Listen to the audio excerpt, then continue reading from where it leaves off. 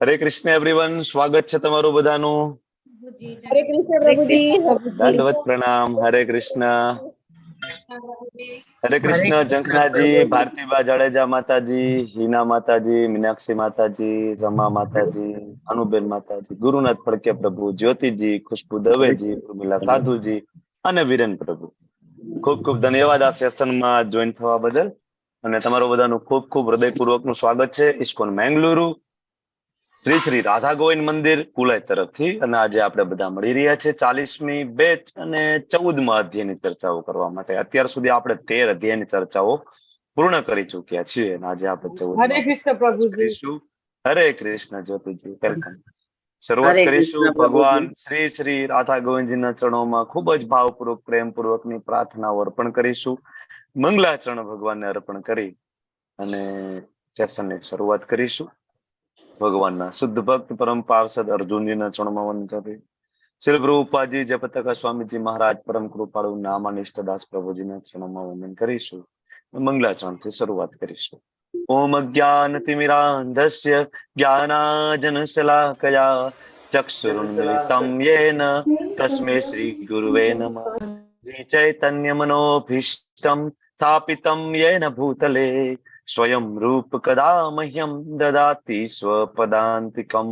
વંદેહમ શ્રી ગુરો શ્રીયુતાપદકમલમ શ્રી ગુરુન વૈષ્ણવાંશ્ચ શ્રી રૂપમ સાગર જાતમ સાગણ રઘુનાથાન્વિતમ તમ સજીવમ સાદ્વૈતમ સાવધૂતમ પરિજન સહિતમ કૃષ્ણ ચૈતન્ય દેવમ શ્રી રાધા કૃષ્ણ પાદાન સહગણ લલિતા શ્રી વિશાખાન્વિતાંશ્ચ. હે કૃષ્ણા કરુણા સિંધુ દીનબંધુ જગતપતે ગોપેશ ગોપિકા કાંત રાધા કાંત નમસ્તુતે. તપ્ત કાંચન ગૌરાંગી શ્રી રાધે વૃંદાવનેશ્વરી વૃષભાનુસુતે દેવી પ્રણમામિ હરિપ્રિયે. વાંછા કલ્પતરુભ્યશ્ચ કૃપા સિંધુભ્ય એવ ચ પતિતાનાં પાવનેભ્યો વૈષ્ણવેભ્યો નમો નમઃ. નમો વિષ્ણુપાદાય કૃષ્ણ પૃષ્ઠાય ભૂતલે શ્રીમતે ભક્તિ વેદાંત સ્વામિનિતિ નામિને. નમસ્તે સરસ્વતી દેવે ગૌરવાણી પ્રચારિણે નિર્વિશેષ શૂન્યવાદી પાશ્ચાત્ય દેશ તારિણે. જય શ્રી કૃષ્ણ ચૈતન્ય પ્રભુ નિત્યાનંદ શ્રી અદ્વૈત ગદાધર શ્રીવાસાદિ ગૌર ભક્ત વૃંદ. હરે કૃષ્ણ કૃષ્ણ કૃષ્ણ હરે હરે હરે રામ રામ રામ રામ હરે હરે. હરે હરે કૃષ્ણ. હરે કૃષ્ણ પ્રભુજી. હરે કૃષ્ણ પ્રભુજી. હરે કૃષ્ણ. દંડવત પ્રણામ. હરે કૃષ્ણ, વેલકમ. અત્યાર સુધી આપણે 13 અધ્યાયની ચર્ચાઓ પૂર્ણ કરી. પેલું સેશન કર્મયોગ વાળા 6 અધ્યાય, બીજું સેશન ભક્તિ યોગ વાળા 6 અધ્યાય પણ આપણા પૂરા થયા અને આપણે છેલ્લે જ્ઞાન યોગમાં પ્રવેશ કર્યો. અને ગઈકાલે આપણે 13મા અધ્યાયમાં જોયું કે પરમાત્મા કોણ છે, ક્ષેત્ર એટલે શું, ક્ષેત્રજ્ઞ એટલે શું, અને સૌથી મહત્વનું જ્ઞાનની વ્યાખ્યા આપણે જોયું કે જ્ઞાન એટલે શું. બરાબર. અને ભગવાને આપણને જ્ઞેય વિશે સમજાવ્યું કે ભાઈ ગોલ શું હોવો જોઈએ. ધારો કે કોઈ વ્યક્તિ છે એ ડોક્ટર નું ભણવા જાય છે, 5 વર્ષ MBBS કરે, 3 વર્ષ MS કરે, બરાબર. પછી એનો ગોલ શું છે ભાઈ? તો કે ભાઈ હોસ્પિટલ ખોલી અને સર્જરી કરવી, અથવા તો મલ્ટી સ્પેશિયાલિટી હોસ્પિટલમાં એઝ અ સર્જન તરીકે જોબ કરવી. આનું ગોલ થઈ ગયો, બરાબર. તો કોઈ પણ જ્ઞાન પ્રાપ્ત કરતા હોય એનો એક ગોલ હોવો જોઈએ. એ ગોલ ભગવાન આપણને ગઈકાલે કહ્યું. ગોલ એટલે જ્ઞેય, બરાબર. તો જે લોકો વેદો, ઉપનિષદો, પુરાણો વાંચે, પણ પછી તમે એને પૂછો કે ભાઈ શું આમાંથી તમને મળ્યું, તમારો ગોલ શું છે વેદો વાંચવાનો, તો મોટા ભાગે ખાલી વેદો વાંચે અને એના કર્મકાંડ જે જ્ઞાન છે એમાં ખોવાઈ જતા હોય છે. ઘણા બધા ખાલી શ્લોક કંઠસ્થ કરે અને બીજાને ઇમ્પ્રેસ કરવા માટે હોય છે, પોતાના જીવનમાં ઇમ્પ્લિમેન્ટ નથી કરતા, બરાબર. તો ભગવાને ગઈકાલે આપણને ગોલ સમજાવ્યો. ગોલ શું છે? કે જ્ઞેય હું છું. વેદો, ઉપનિષદો, પુરાણો વાંચી અને છેલ્લે કૃષ્ણ ભક્તિમાં લાગવું ને અને ભગવાન કૃષ્ણને ઓળખવા, એ જ્ઞાનનો ગોલ છે. એ બધું જાણ્યું. અને ગઈકાલે એક શ્લોકમાં આવ્યું, તમને બધાને જો યાદ હોય તો, કે છેલ્લે જયારે પરમાત્મા આત્મા વિશેનું બધું જ્ઞાન પૂર્ણતાને આરે હતું, ત્યારે ભગવાને આપણને ગઈકાલે કહ્યું કે જે વ્યક્તિ છે ને જડ, બરાબર, જડ એટલે જે પંચમહાભૂતમાંથી જે બનતું હોય તે જડ, પ્રકૃતિના 3 ગુણો એટલે કે સત્વગુણ, રજોગુણ, તમોગુણ, બરાબર, અને આત્મા, બરાબર, આ બધાની આંતરક્રિયાને જો કોઈ ઓળખી જાય ને કે ભાઈ શું કામ એક જડ શરીર નવું મળે છે, બરાબર, પ્રકૃતિના 3 ગુણોમાં શું એવો ફેરફાર થાય છે, બરાબર, કે નવું શરીર મળે છે, અને બીજું કે આત્માને શું કામ ટ્રાવેલ કરવું પડે છે અલગ અલગ જગ્યાએ.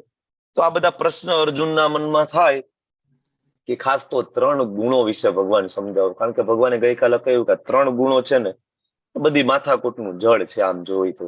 અને 3 ગુણ એટલે બીજું કઈ નહીં, એ આ ભૌતિક જગતનું ન્યાયતંત્ર છે. આપણે સાદી ભાષામાં સમજીએ તો ન્યાયતંત્ર અથવા બંધારણ, બરાબર. તમે જે કઈ અત્યારે ભારતમાં ઇન્ડિયન પિનલ કોડ ચાલે, બરાબર, કઈ પણ કોઈ ક્રાઇમ કરે, ગુનો કરે તો એને સજા કયા બેઝ ઉપર આપવામાં આવે તો કે ભારતના બંધારણ ઉપર, ન્યાયપાલિકામાં જે કઈ કલમો છે, બરાબર, એ મુજબ એને સજા કરવામાં આવે. તો એ ભૌતિક જગતમાં જે કોઈ લોકો પાપ કર્મ કરે તો એને કયા બેઝ ઉપર સજા કરવામાં આવે, નરકની યોનિ પ્રાપ્ત થાય કે ઉચ્ચ લોક પ્રાપ્ત થાય, એનો બેઝ છે આ પ્રકૃતિના 3 ગુણો, બરાબર. આની અંદર ખાલી 3 કલમ છે. ભારતના બંધારણમાં તો બહુ જાજી કલમો છે, બરાબર, એટલે ઘણી વખત તો સારા ગોથા ખાઈ જાય સમજવામાં. અને અહીંયા ખાલી 3 કલમ છે. અહીંયા કોઈ બીજી પેટા કલમ નથી, ને આ કલમમાંથી કોઈ છટાકબારી પણ નથી. જનરલી ન્યાયતંત્રમાં એવું હોય કે એક ગુનો કરે ને તો બીજી કલમ એવી લાગુ કરી અને એમાંથી કઈક છટકબારીનો રસ્તો નીકળતો હોય છે.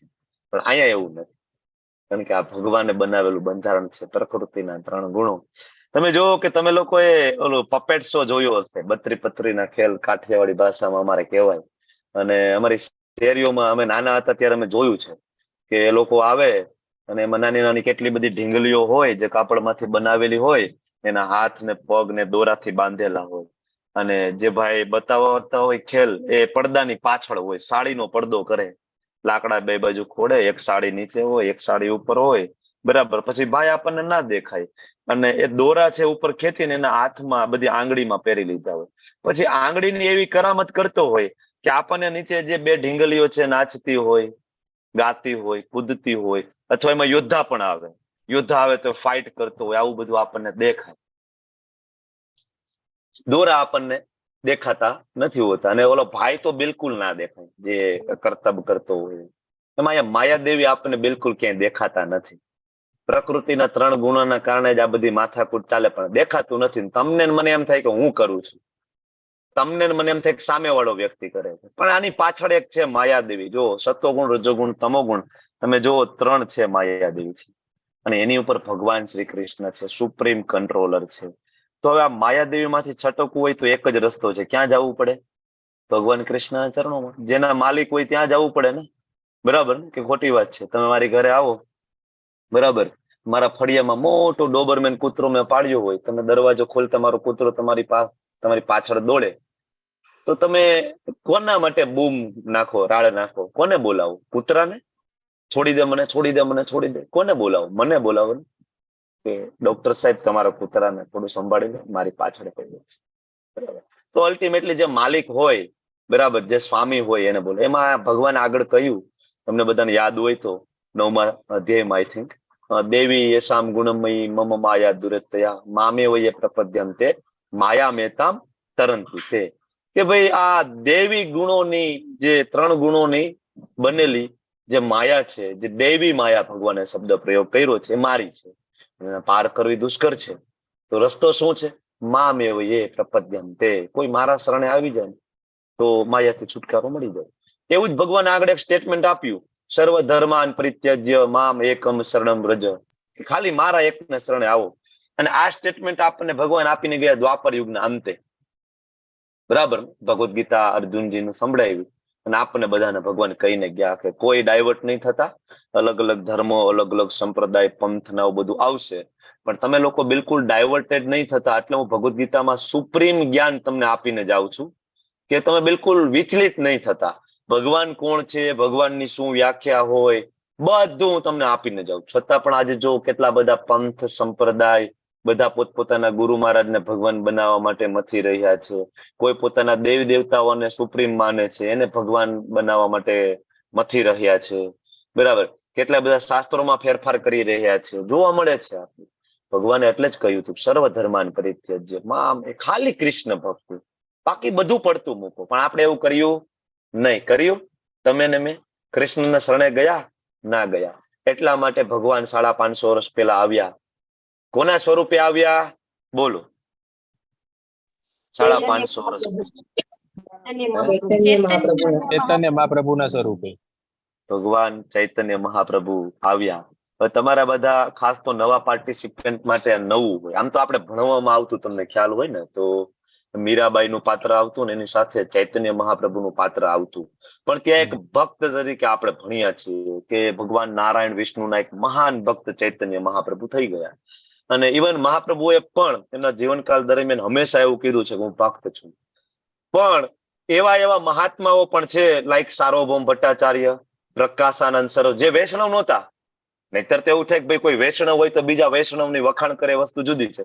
સાર્વભૌમ ભટ્ટાચાર્ય ને એ બધા માયાવાદી હતા. માયાવાદી એટલે તમને ખબર છે ને, ભગવાનના સ્વરૂપને માને નહીં, કૃષ્ણને ના માને, કે ભગવાન તરીકે ના માને, એવું માને કે સુપ્રીમ તો કંઈક બીજું છે, નિરાકાર બ્રહ્મ છે, કૃષ્ણ એક ઐતિહાસિક પુરુષ છે. આવા માયાવાદીઓ, બરાબર, સાર્વભૌમ ભટ્ટાચાર્ય, પ્રકાશાનંદ સરસ્વતી, બરાબર, એમને ચૈતન્ય મહાપ્રભુએ કૃપા કરીને રાધા કૃષ્ણના દર્શન પોતાનામાંથી કરાવ્યા કે જોઈ લો, હું જ રાધા કૃષ્ણ છું. બરાબર. શ્રી કૃષ્ણ ચૈતન્ય, રાધા કૃષ્ણ નાહી અન્ય. બરાબર. એક રામાનંદ રાયજી છે, એમને પણ દર્શન કરાવ્યા. ગોપાલ ભટ્ટ ગોસ્વામી જે છે, બરાબર, એમને પણ રાધા કૃષ્ણ સ્વરૂપે દર્શન કરાવ્યા. રામચંદ્રજી સીતા માતાજીના સ્વરૂપે ષડભુજ સ્વરૂપમાં પણ દર્શન કરાવ્યા. અને બીજું એ કે શાસ્ત્રમાં પ્રમાણ છે.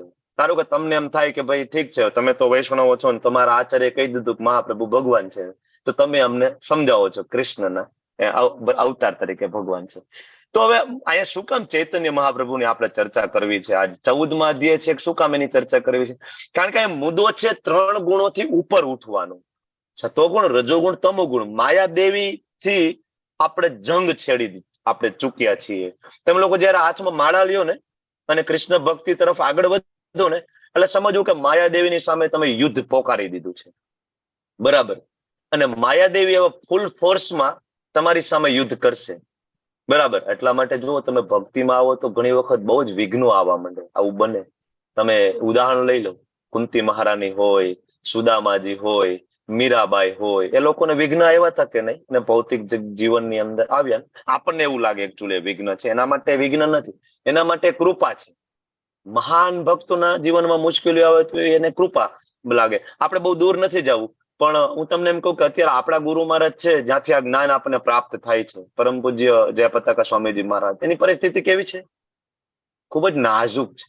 તમે અને હું અથવા આપણા દાદા બાપ દાદાઓ જો કોઈ એવી કન્ડિશનમાં, હેલ્થ કન્ડિશનમાં હોય ને, તો એ વિચારી ના શકે કે ઘરની બહાર નીકળવું, એ વિચારી ના શકે કે કોઈ પુસ્તક વાંચવું કે કોઈને જ્ઞાન આપવું. ઇવન બધું જ્ઞાન ભૂલાઈ જાય.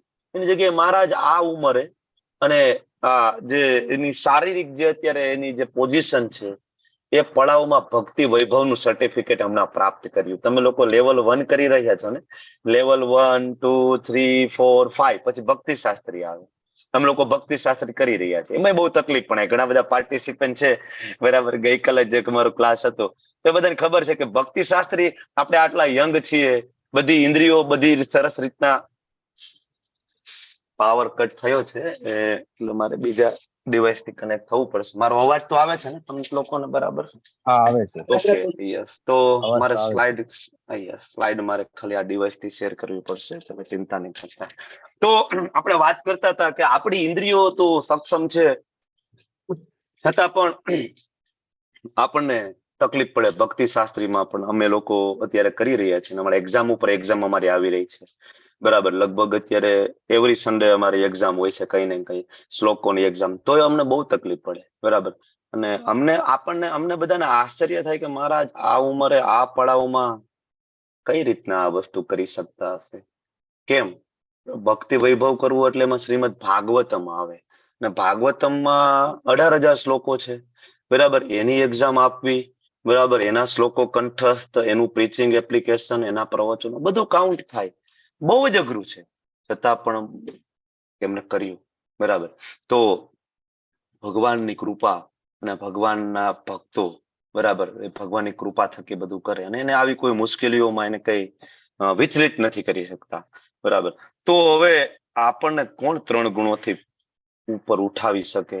તો કે માત્ર ચૈતન્ય મહાપ્રભુ કરી શકે છે. કારણ કે ભગવાન કૃષ્ણએ તો કહ્યું હતું ને કે સર્વ ધર્માન પરિત્યાજ્ય મામ એકમ શરણમ વ્રજ, પણ આપણે એવું કર્યું નહીં. તો ભગવાન એમ થયું કે આ લોકોને ભક્તિ શીખડાવીને આવ્યો, પણ આ લોકોએ ભક્તિ કરી નહીં. 12મા અધ્યાયમાં આ લોકોને કેટલું સરસ રીતના સમજાવ્યું કે અનન્ય ભક્તિ હોય, સાધના ભક્તિ હોય, પણ આ લોકો એવું કર્યું નહીં. ભગવાનને સ્વયં એવું થયું. તો ભગવાન એમ થયું કે હવે એક કામ કરું ને, કે હું પોતે જ ભક્તિનું પ્રેક્ટિકલ ડેમોન્સ્ટ્રેશન આપી દઉં, તો કદાચ મને જોઈને તો આ લોકો ભક્તિ કરશે ને.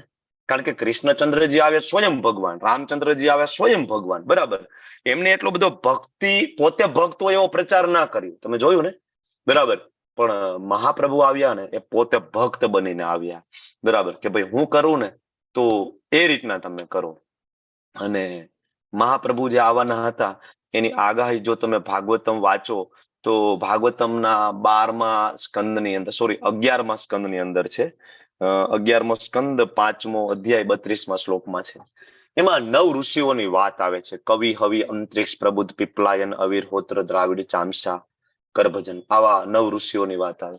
અને આ 9 ઋષિઓએ એક ભવિષ્યવાણી કરી છે ચૈતન્ય મહાપ્રભુ વિશે. આનો જવાબ તો તમે આપ્યો, ચૈતન્ય મહાપ્રભુ કોણ છે. તો એમાં એક શ્લોક છે, અને ઘણા બધા આ શ્લોકને પોતાના સંપ્રદાયના ગુરુ મહારાજને ભગવાન સિદ્ધ કરવા માટે આ શ્લોક એ લોકો પણ યુઝ કરે છે. એટલે તમારા લોકો આ શ્લોકને બરાબર એક એક શબ્દ સમજવાની જરૂર છે કે આ શ્લોકમાં શું કહે છે.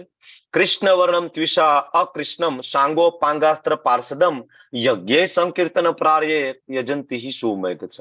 અર્થ શું થાય તો કે કૃષ્ણ વર્ણ, વર્ણ એટલે શબ્દ, કે જેની જીવા ઉપર સતત કૃષ્ણ છે. બરાબર.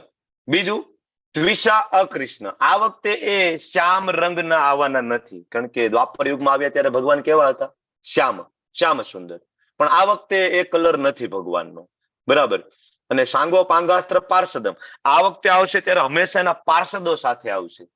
ભગવાન જયારે આવે ત્યારે એકલા ના આવે. કૃષ્ણ તરીકે આવે ત્યારે કોણ સાથે હતા? બલરામજી હતા. બરાબર. અને એવી રીતના એના ઘણા બધા નિત્ય પાર્ષદો પણ આવ્યા. બરાબર. કોઈ એમાં સામાન્ય નહોતું. બરાબર. ભગવાનના પરિવારથી લઈને, ભગવાનના મિત્રોથી લઈને, ગોપીઓથી લઈને, ગોપબાળોથી લઈ અને યાદવોથી લઈને દ્વારકા વાસીઓથી તમે જેની પણ વાત કરો, એ કોઈ આપણા જેવા સામાન્ય જીવ નહોતા. એ બધા જીવ હતા જે હજારો વર્ષથી તપશ્ચર્યા કરતા. તો ભગવાન કે છે, બરાબર, આ જે ઋષિ મુનિઓ ભવિષ્યવાણી કરે છે કે આ વખતે કૃષ્ણ આવશે સાંગો પાંગાસ્ત્ર પાર્ષદમ, નિત્ય પાર્ષદ. તો ચૈતન્ય મહાપ્રભુના પાર્ષદ તરીકે કોણ આવ્યું આ વખતે ફરીથી? તો કે નિત્યાનંદ પ્રભુ. નિત્યાનંદ પ્રભુ એટલે કોણ? બલરામજી. અદ્વૈત આચાર્ય, આ જે દાઢીવાળા દાદા દેખાય છે, અદ્વૈત આચાર્ય. અદ્વૈત આચાર્ય કોણ છે? શિવજી અને મહાવિષ્ણુનું કોમ્બિનેશન. બરાબર. અને અહીંયા ગદાધર પંડિત છે, એટલે કે શ્રીમતી રાધારાણી. અને શ્રીવાસ આચાર્ય એટલે નારદજી. તો આ બધા આવ્યા. આની સાથે સાથે ઘણા બધા, ઇવન અર્જુનજી પણ આવ્યા રામાનંદ રાય તરીકે. ઘણા બધા, લગભગ બધા પાર્ષદો ફરીથી આવ્યા એમની સાથે. અને શું કરવાના છે આ વખતે? ભગવાનનો ગોલ શું છે? જયારે આગળ આવે ત્યારે તો કીધું પરિત્રાણાય સાધુનામ વિનાશાય તે દુષ્કૃતામ, દુષ્ટોનો નાશ કરી નાખીશ. અને ભગવાને કર્યું. બરાબર. રામચંદ્રજી આવે ત્યારે પણ કર્યું, કૃષ્ણચંદ્ર આવે ત્યારે પણ કર્યું. પણ આ વખતનો ગોલ એ નથી. આ વખતનો ગોલ શું છે? તો કે યજ્ઞ સંકીર્તન પ્રાય. આ વખતે મારે સંકીર્તન યજ્ઞ, યજ્ઞ એટલે કયો યજ્ઞ કહે તો ભાગવત તમને ભગવદ ગીતામાં કળિયુગની અંદર સંકીર્તન, સંકીર્તન જપ યજ્ઞ, કીર્તન કરો ભગવાનનું.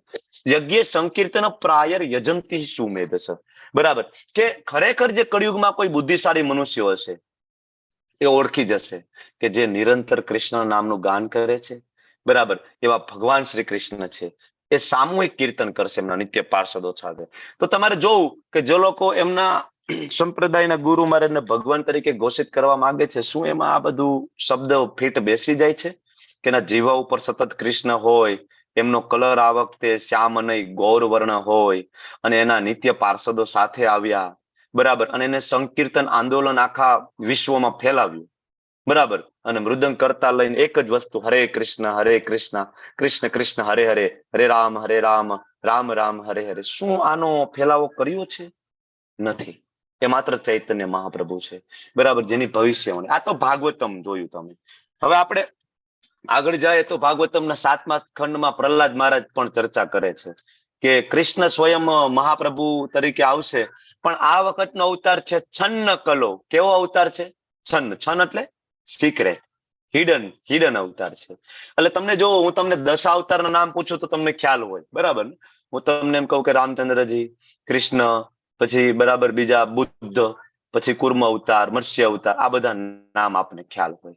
પણ તમને ચૈતન્ય મહાપ્રભુ વિશે એટલો બધો ખ્યાલ હોય નહીં. જે લોકો ગૌડીય સંપ્રદાય સાથે જોડાયા ના હોય અને જેને ગૌડીય સંપ્રદાયના પુસ્તકો વાંચ્યા ના હોય એને બહુ આઈડિયા ના આવે. જે લોકોએ ખરેખર ભવિષ્ય પુરાણ આ બધું બરાબર વાંચ્યું હોય તો એનો આઈડિયા આવી જાય, કારણ કે એમાં પણ રેફરન્સ છે. તો ક્યાં ક્યાં રેફરન્સ મળે? જો એક મહાપ્રભુએ આ એક સ્વરૂપ પણ બતાવ્યું છે. જો એમાં 2 હાથ છે કૃષ્ણના, 2 હાથ છે એ તમે જો ને ગ્રીનિશ કલર, તો એ રામચંદ્રજી, બરાબર, એમાં ધનુષ ને બાણ છે. અને એક હાથમાં કમંડલ અને દંડ છે, સંન્યાસ દંડ, એ મહાપ્રભુ પોતે. તો આવી રીતના સદભુજ સ્વરૂપે પણ એમને દર્શન આપ્યા છે ચૈતન્ય મહાપ્રભુએ ઘણી બધી જગ્યાએ. તમે ચૈતન્ય ચરિતામૃત આપણે આગળ વાંચીશું, જેમ જેમ આપણું લેવલ 1, 2 થતું જાય અને જેમ આપણને રુચિ આવે, ભાગવતમ આપણે સાથે મળીને સવારમાં જોઈન કરીએ, પછી આપણે છેલ્લે ચૈતન્ય ચરિતામૃત, ત્યારે આપણે ખબર પડશે કે ખરેખર કળિયુગમાં શું છે, કોણ ભગવાન છે. અને પછી હવે બીજા રેફરન્સમાં જવું હોય તો ગરુડ પુરાણમાં આપણે જઈએ. ખાલી હું કહી દઉં કે ચૈતન્ય મહાપ્રભુ ભગવાન છે તેનાથી ચાલે નહીં. પરફેક્ટ રેફરન્સ જોઈએ. અને પરફેક્ટ એટલે કેવા રેફરન્સ જોઈએ? તો કે એમાં નામ જોગ હોવું જોઈએ, બરાબર. તો તમે જોવો કે ગરુડ પુરાણમાં એક શ્લોક છે, અહમ પૂર્ણો ભવિષ્યામી યુગા સંધ્યાયુ વિશેષતા માયાપુરે નવદીપ ભવિષ્યામી સચિસુત. કે ભગવાન આ વખતે ક્યાં પ્રગટ થવાના છે? તો કે નવદીપ માયાપુરમાં. માયાપુર ક્યાં આવ્યું? બંગાળમાં. અને એટલા માટે માયાપુરમાં ઇસ્કોનનું વડું મથક બન્યું, બરાબર. કારણ કે કૃષ્ણચંદ્ર છેલ્લે ત્યાં ગંગાજીના તટ ઉપર પ્રગટ છે, ત્યાં ગંગાજી છે, બરાબર. અને જે માયાપુર અત્યારે ટીઓપી બને છે ત્યાં બને છે. અને એની માતાજીનું નામ છે.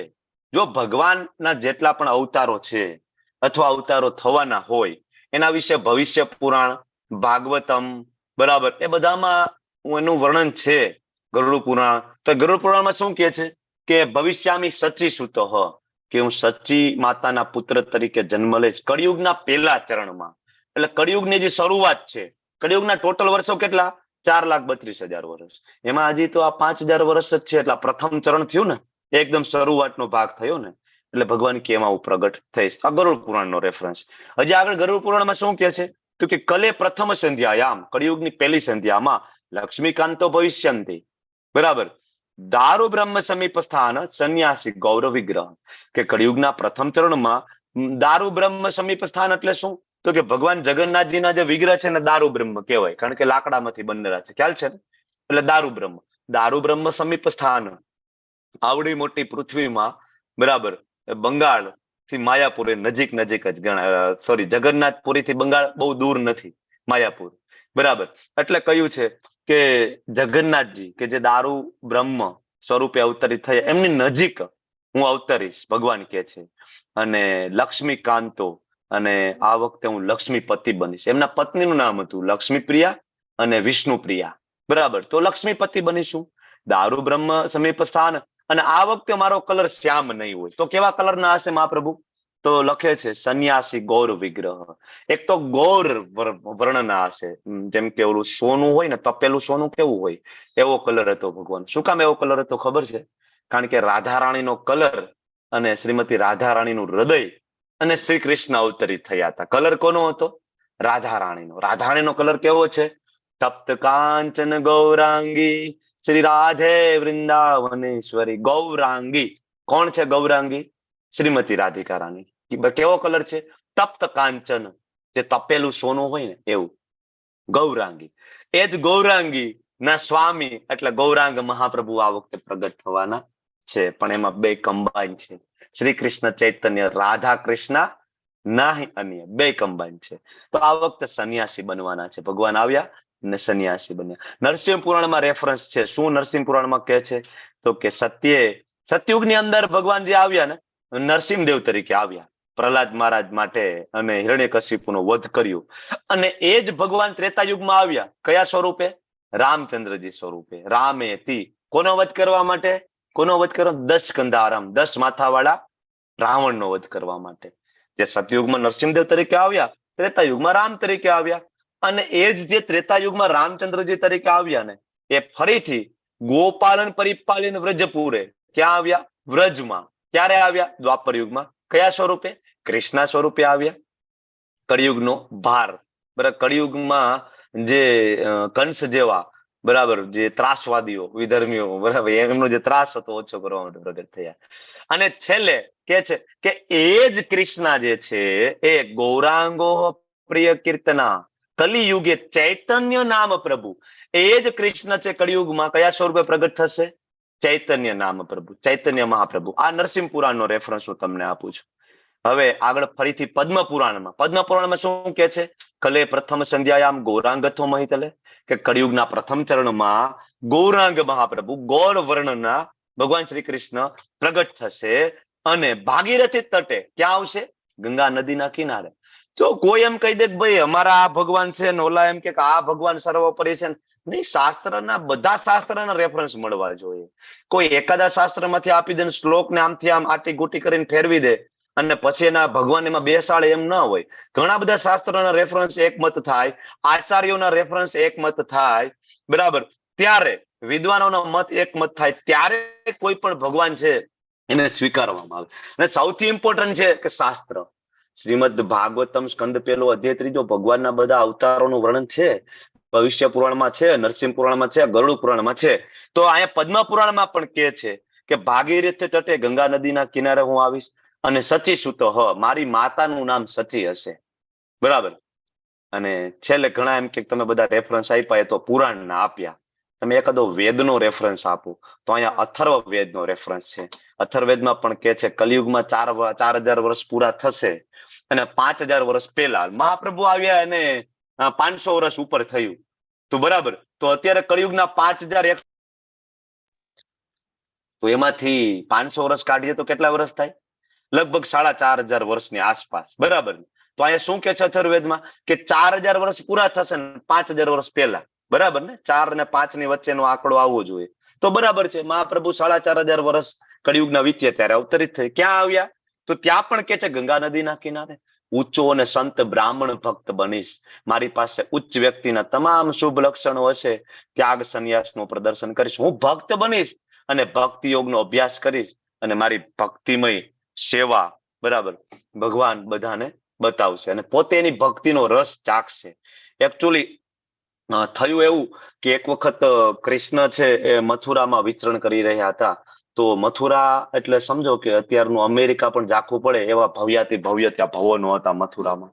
જેમ અત્યારે કેમ અમેરિકામાં કાચની બિલ્ડિંગો હોય, તમે ત્યાંથી બાજુમાંથી પસાર થાવ તો તમને તમારું ફેસ દેખાય. એ મથુરામાં એ સમયે એવા બિલ્ડિંગો હતા, હીરા મોતી માણેકથી બનેલા. બાજુમાંથી નીકળો તો તમારું મુખ દેખાય. આચાર્ય સમજાવે છે, ગુરુ મહારાજ સમજાવે છે કે કૃષ્ણ પણ મથુરાની શેરીઓમાં નીકળ્યા તો એનું મુખ એને જોયું ને, બરાબર, ત્યાં મહેલની દિવાલોમાં. તો કૃષ્ણને એમ થયું કે ઓહો, મારામાં આટલી બધી સુંદરતા છે. કૃષ્ણને એવું થયું કે મારામાં એવી કેવી સુંદરતા છે કે રાધા રાણી મને આટલો બધો પ્રેમ કરે છે. મારામાં એવું શું છે કે મને રાધા રાણી, શ્રીમતી રાધિકા રાણી, ઋષિ મુનિઓ, ગોપીઓ મને આટલો બધો પ્રેમ કરે છે, લાડ લડાવે છે. મારે એ મારા ને મારા પ્રેમ રસનું આસ્વાદન કરવું છે. મારે મને પ્રેમ કરીને જોવું છે, મારે ટેસ્ટ લેવો છે. એટલે એને હૃદય લીધું રાધા રાણીનું, વર્ણ લીધો રાધા રાણીનો અને પોતે કૃષ્ણ સ્વરૂપે આવ્યા.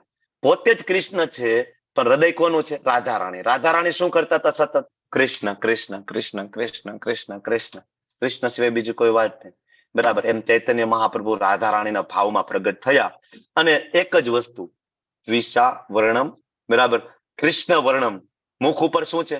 સતત કૃષ્ણ. બધાને કહ્યું કૃષ્ણ બોલો ને, કૃષ્ણ બોલો ને.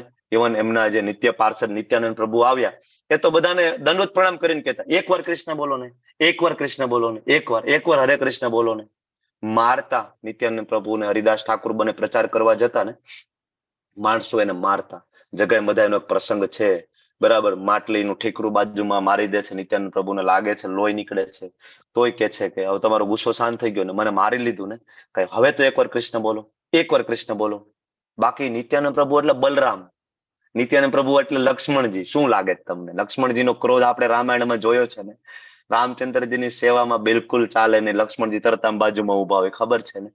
પણ આ વખતનો અવતાર શું છે? પતિત પાવન ચૈતન્ય મહાપ્રભુ પ્રગટ થયા, એની સાથે સાથે પતિત પાવન એ જ લક્ષ્મણજી, બરાબર, એ જ બરાબર અનંત શેષજી પ્રગટ થયા નિત્યાનંદ સ્વરૂપે, બરાબર. એટલા માટે કળિયુગમાં એ ચૈતન્ય મહાપ્રભુ આવ્યા, હરે કૃષ્ણ મહામંત્ર આપ્યો, અને આજે તમે જુઓ વિશ્વમાં કેટલા બધા માણસોનો ઉદ્ધાર કર્યો ને, બરાબર.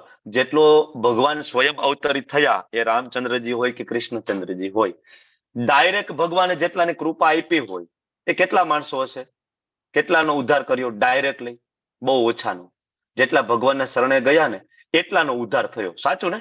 બરાબર. ધારો કે અર્જુન ભગવાનના શરણે ગયા, 5 પાંડવો ભગવાનના શરણે ગયા તો ભગવાને ઉદ્ધાર કર્યો, પણ દુર્યોધન દુશાસનનો ભગવાને ઉદ્ધાર ના કર્યો, એનો વધ કર્યો. પણ મહાપ્રભુ આવ્યા, મહાપ્રભુ બધાનો ઉદ્ધાર કર્યો. ઇવન મહાપ્રભુનો ગોલ એવો હતો કે સૌથી પતિતમાં પતિત હોય ને એનો ઉદ્ધાર કરવો છે. પતિતમાં પતિત એટલે છેલ્લે આ પાપ કર્મનો ઢગલો બનાવીને બેઠા હોય આપણા જેવા બધા, એનો ઉદ્ધાર કરવા માટે પાછા કૃષ્ણ પ્રગટ થયા 550 વર્ષ પહેલા. જનરલી આપણને કોઈ પૂછે કે છેલ્લે ભગવાન કૃષ્ણ તરીકે ક્યારે આવ્યા, તો આપણને એમ જ થાય કૃષ્ણ દ્વાપર યુગમાં આવ્યા. આપણે તો એ ભૂલી જાય કે એના પછી ભગવાન બુદ્ધ સ્વરૂપે આવ્યા, એ પણ કૃષ્ણનું જ એક ઇન્કાર્નેશન છે, આપણે એ પણ ભૂલી જાય. કોઈ એમ કે કૃષ્ણ ત્યારે જ આવ્યા, પણ આપણે શાસ્ત્ર વાંચતા નથી. શાસ્ત્ર જો વાંચીએ તો ભવિષ્ય પુરાણમાં પણ છે, નરસિંહ પુરાણમાં પણ છે, વિષ્ણુ પુરાણમાં પણ છે કે ચૈતન્ય મહાપ્રભુ એ સ્વયં નારાયણ છે. અને બીજું, આપણા ભૂતપૂર્વ પ્રેસિડેન્ટ રામનાથ કોવિંદજી, બરાબર, તમે એને ઓળખતા હશો, બરાબર, એમની સ્પીચમાં પણ એને મહાપ્રભુ વિશે ઘણું બધું કહ્યું. તમને યુટ્યુબ ઉપર વિડીયો મળે તો જોજો. અને એમને પણ કહ્યું કે મહાપ્રભુ એટલે બીજું કોઈ જ નહીં, એ વિષ્ણુના ઇન્કાર્નેશન છે, બરાબર. ભગવાન શ્રી કૃષ્ણના વિષ્ણુના ઇન્કાર્નેશન છે. અને ઉર્મિલા સાધુજી જો ચેટ બોક્સમાં લખે છે ભવિષ્ય પુરાણમાં છે, મેં વાંચ્યું. ઉર્મિલાજી ભવિષ્ય પુરાણ વાંચી રહ્યા છે અત્યારે, તો એમાં પણ મહાપ્રભુ વિશે આવે છે કે એ જ વિષ્ણુ ને એ જ કૃષ્ણ છે. તો એવા પતિત પાવન ચૈતન્ય મહાપ્રભુના જો શરણે જાય તો આપણે 3 ગુણોથી પરે થઈ શકીશું. તો હવે જાણીએ 3 ગુણો એટલે શું છે. તો અહીંયા શરૂઆત થાય છે ભગવાનના શ્લોકોથી, અને ભગવાન શું કે છે? પરમ ભૂય પ્રવક્ષ્યામિ જ્ઞાનાનમ જ્ઞાન ઉત્તમમ યજ જ્ઞાત્વા મુનય સર્વે પરામ સિદ્ધિ મિતો ગતા. પૂર્ણ પુરુષોત્તમ ભગવાન શ્રી કૃષ્ણ બોલ્યા. ભગવાને શું કહ્યું કે હવે હું તમને સર્વ જ્ઞાનોમાં સર્વશ્રેષ્ઠ જ્ઞાન કે જેને જાણીને બધા મુનિજનો પરમ સિદ્ધિ પામ્યા છે ને, એને હું ફરીથી કહીશ. પહેલો શ્લોકમાં ભગવાન એમ કહે છે કે આ જ્ઞાન હું ફરીથી કહીશ. શું કામ ફરીથી કહેવાની વાત છે? તો કે ભાઈ શોર્ટમાં તો આગળ ઘણી બધી જગ્યાએ કહ્યું છે, ભગવાને શોર્ટમાં કહ્યું છે, પણ ડિટેલમાં અહીંયા ભગવાન પહેલી વાર કહેવા જઈ રહ્યા છે, એટલા માટે ફરીથી કહેવાની વાત છે. સ્લાઇડ વિઝિબલ છે કે not visible? Hare Krishna, M I audible? પ્રભુજી સ્લાઇડ નથી દેખાતી. હા પ્રભુ. સ્લાઇડ નથી દેખાતી ને? ઓકે, હવે દેખાય છે? હા પ્રભુજી. હા પ્રભુજી. ઓકે. તો યસ, બેકગ્રાઉન્ડ નોઇસ નું ધ્યાન રાખજો, જે કોહોસ્ટ છે, કારણ કે મોબાઈલ ડિવાઇસ થી હું છું ઓનલાઈન. તો ભગવાન કહે છે કે સર્વ જ્ઞાનોમાં સર્વશ્રેષ્ઠ જ્ઞાન આપું કે જેને જાણીને મુનિજનો પણ સિદ્ધિ પામ્યા છે, બરાબર. કારણ કે અર્જુનનો જે પ્રશ્ન હતો આપણે જોયું કે 14મા અધ્યાયમાં ભગવાને કહ્યું કે 3 ગુણોની આંતરક્રિયાને કોઈ સમજી જાય તો એ પરમ સિદ્ધિને પામશે, બરાબર. એટલા માટે જહીર પટેલજીનો હેન્ડરેસ છે, તમને કોહોસ્ટ બનાવી દઉં છું. માતાજી, મેક કોહોસ્ટ, યસ, ડન. બેકગ્રાઉન્ડ નું ધ્યાન રાખજો તમે. હવે તો પરમ સિદ્ધિ જે પામ્યા છે, જે અર્જુનજીનો પ્રશ્ન હતો, ભગવાન એના જવાબમાં ભગવાન પોતે જ આ અધ્યાયની શરૂઆત કરે છે, અને આ અધ્યાયનું મહાત્મ્ય ભગવાન પોતે કહે છે કે આ જ્ઞાન કોઈ જાણી લે તો એ બરાબર સિદ્ધિને પામે, પરમ સિદ્ધિ, બરાબર. મુનિજનો તો ઓલરેડી પરમ શુદ્ધ હતા, છતાં એને પણ પરમ સિદ્ધિ જોઈતી હોય તો એને આ જ્ઞાનની જરૂર પડે, બરાબર. ભગવદ ગીતાના 14મા અધ્યાયના જ્ઞાન વગર તમે ભક્તિમાં તો ઠીક છે, પણ ભૌતિક જગતમાં પણ તમે સારી રીતે જો જીવવું હોય, તમારે હેલ્ધી જીવવું હોય, ખ્યાતિ નામના સાથે જીવવું હોય, તો પણ આ અધ્યાય બહુ જરૂરી છે. પ્રભુપાદજીના આ અધ્યાય ઉપર ઘણા બધા લેક્ચર છે, બરાબર, કારણ કે આ અધ્યાય બહુ સરળ છે અને આ અધ્યાય એવો છે કે તમે તમારી જાતે પોતાનું નિરીક્ષણ કરી શકો, બરાબર, આત્મનિરીક્ષણ કરી શકાય કે હું કેટલામાં છું, હું ક્યાં છું, બરાબર. એટલા માટે આ અધ્યાય નું ખૂબ જ મહત્વ છે. અને આગળ બીજા શ્લોકની અંદર ભગવાન કહે છે કે આ જ્ઞાનમાં સ્થિર થવાથી મનુષ્ય મારા જેવી દિવ્ય પ્રકૃતિને પામે. અચ્છા, દિવ્ય પ્રકૃતિ ભગવાન જેવી પામવું એટલે શું? કોણ કહેશે? ભગવાન બની જાય આપણે કે શું થાય ભગવાન જેવી દિવ્ય પ્રકૃતિ પામીએ એટલે? બોલો બોલો. ગુણાતીત અવસ્થા પ્રાપ્ત કરવી. ગુણાતીત અવસ્થા. અચ્છા, 3 શબ્દ છે, ગુણાધીશ, ગુણાતીત અને ગુણાધીન. એનો અર્થ કોણ સમજાવશે? ગુણાતીત, બોલો બોલો, કારણ કે મને આ કઈ દેખાવાનું નથી, તમારા વિડીયો પણ મને નથી દેખાતા. કોઈ પણ અનમ્યુટ કરીને બોલી જાવ. બોલો, ગુણાતીત, ગુણાધીશ અને ગુણાધીન 3 શબ્દોનો અર્થ બોલો.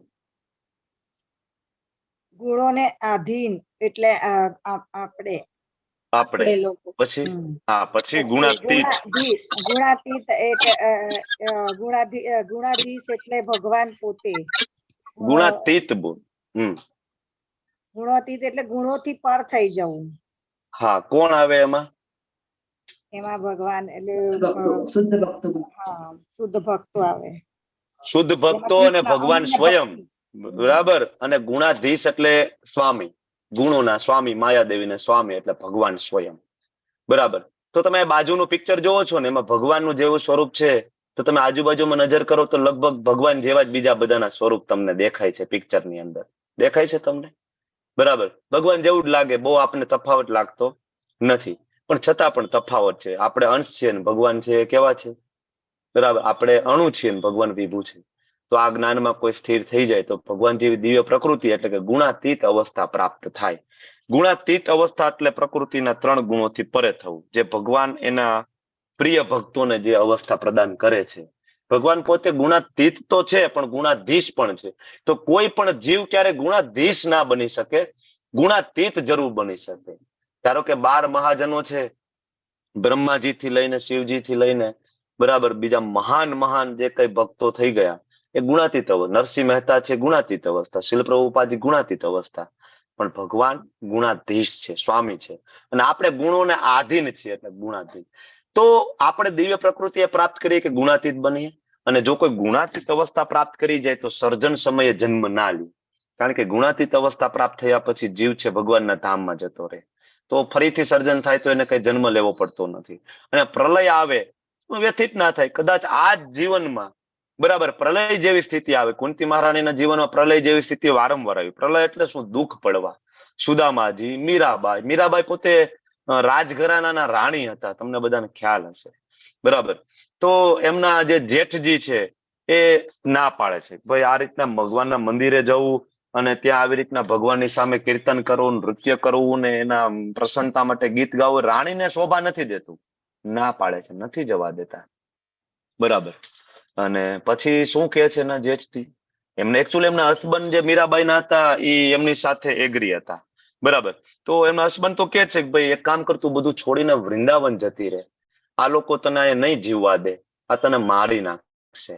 મીરાબાઈ કે કઈ વાંધો નહીં, જે કરે તો, મને મારા ભગવાન ઉપર સંપૂર્ણ વિશ્વાસ છે અને હું ભક્તિ કરીશ, બરાબર. તો એક દિવસ એના જેઠજી કહે છે કે ભાઈ બધાએ નક્કી કર્યું, મંત્રીઓને બધા ભેગા થયા, ભાઈ મીરાબાઈને ઝેરનો કટોરો આપી દો અને પીવડાવી દો, કામ પતે, કોઈને ખબર ના પડે, મરી જાય, સારું. આપણું નામ બદનામ કરે છે ભક્તિ કરીને. આજકાલે ઘણા બધાને આવું થયું છે કે એના બાળકો ભક્તિમાં આવતા હોય તો માતા પિતાને એમ થાય કે અમારું નામ બદનામ કરશે, આગળ જઈને બાવો બની જશે તો, સંન્યાસી બની જશે તો, સાધુ બની જશે તો, એ દારૂડિયો બની જાય, જુગારીઓ બની જાય, કોઈની છોકરીને લઈને ભાગી જાય તો વાંધો નથી, પણ જો ભગવાનનો ભક્ત બની જાય તો બહુ દુઃખની વાત છે. માણસોની મેન્ટાલિટી અત્યારે આવી છે, ત્યારે પણ એવું હતું. તો મીરાબાઈને ઝેરના કટોરા આપ્યા, બરાબર. મીરાબાઈ પી ગયા. એને એમ કે હવે એવું ઝેર બનાવ્યું હતું કે કોઈ શક્ય નથી કે કોઈ પીવે જીવ અને એમાં પ્રાણ ના ટકી શકે, ધેટ ઇઝ ઇમ્પોસિબલ, બરાબર. એ પીધું અને પછી તો ઝેર પીવડાવીને બધા વયા ગયા. બધાને ખબર હતી કે આ મીરાબાઈ થોડોક ટાઈમમાં મરી જશે, જતા રહેશે. પછી મીરાબાઈ છે થોડો વાર થયો, અડધી કલાક, પોતે ઊભા થઈ મહેલની બહાર નીકળી ગયા અને ચાલતા ચાલતા બધાની આંખો ફાટી રહે છે કે આ તો ઇમ્પોસિબલ, શક્ય નથી કે આવું ઝેર કોઈને આપ્યું હોય એને મરે નહીં.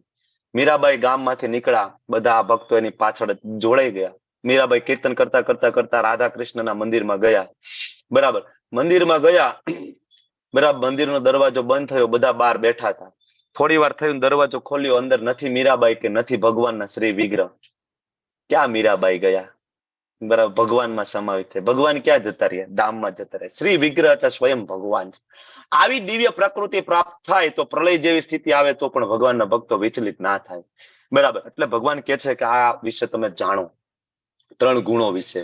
ત્યારે ભગવાન કે છે કુંતી પુત્ર સમજી લેવું જોઈએ કે સર્વ યોનિષુ કૌંતેય મૂર્તય સંભવયંતી, કે ભાઈ જેટલી યોનિઓ હોય, કેટલા પ્રકારની યોનિઓ છે જીવોની? 84 લાખ. પદ્મ પુરાણમાં એનું વર્ણન છે. તમે લેવલ 2 માં આવશો ત્યારે હજી વધારે ડિટેલમાં આપણે એમાં જઈશું. તો 84 લાખ યોનિઓ છે. તો ભગવાન એમ કે છે કે સર્વ યોનિષુ કૌંતેય, હે અર્જુન, બધી પ્રકારની યોનિઓ છે કે જે અહીંયા જન્મ દ્વારા સંભવ બનાવાય છે બ્રહ્માજી દ્વારા.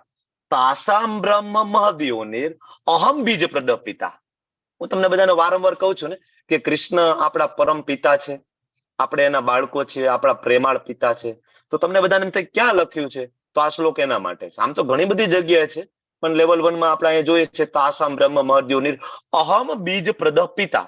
સર્વ યોનિની વાત જ્યારે આવે તો સમજવું કે એમાં દેવી દેવતાઓ ઇન્ક્લુડિંગ છે. દેવી દેવતાઓની કોઈ અલગ યોનિ નથી. દેવી દેવતાઓ બ્રહ્માંડની બહાર નથી. દેવી દેવતાઓ આપણે જે બ્રહ્માંડમાં રહીએ એ જ બ્રહ્માંડનો એક ભાગ છે સ્વર્ગલોક, ત્યાં રહે છે.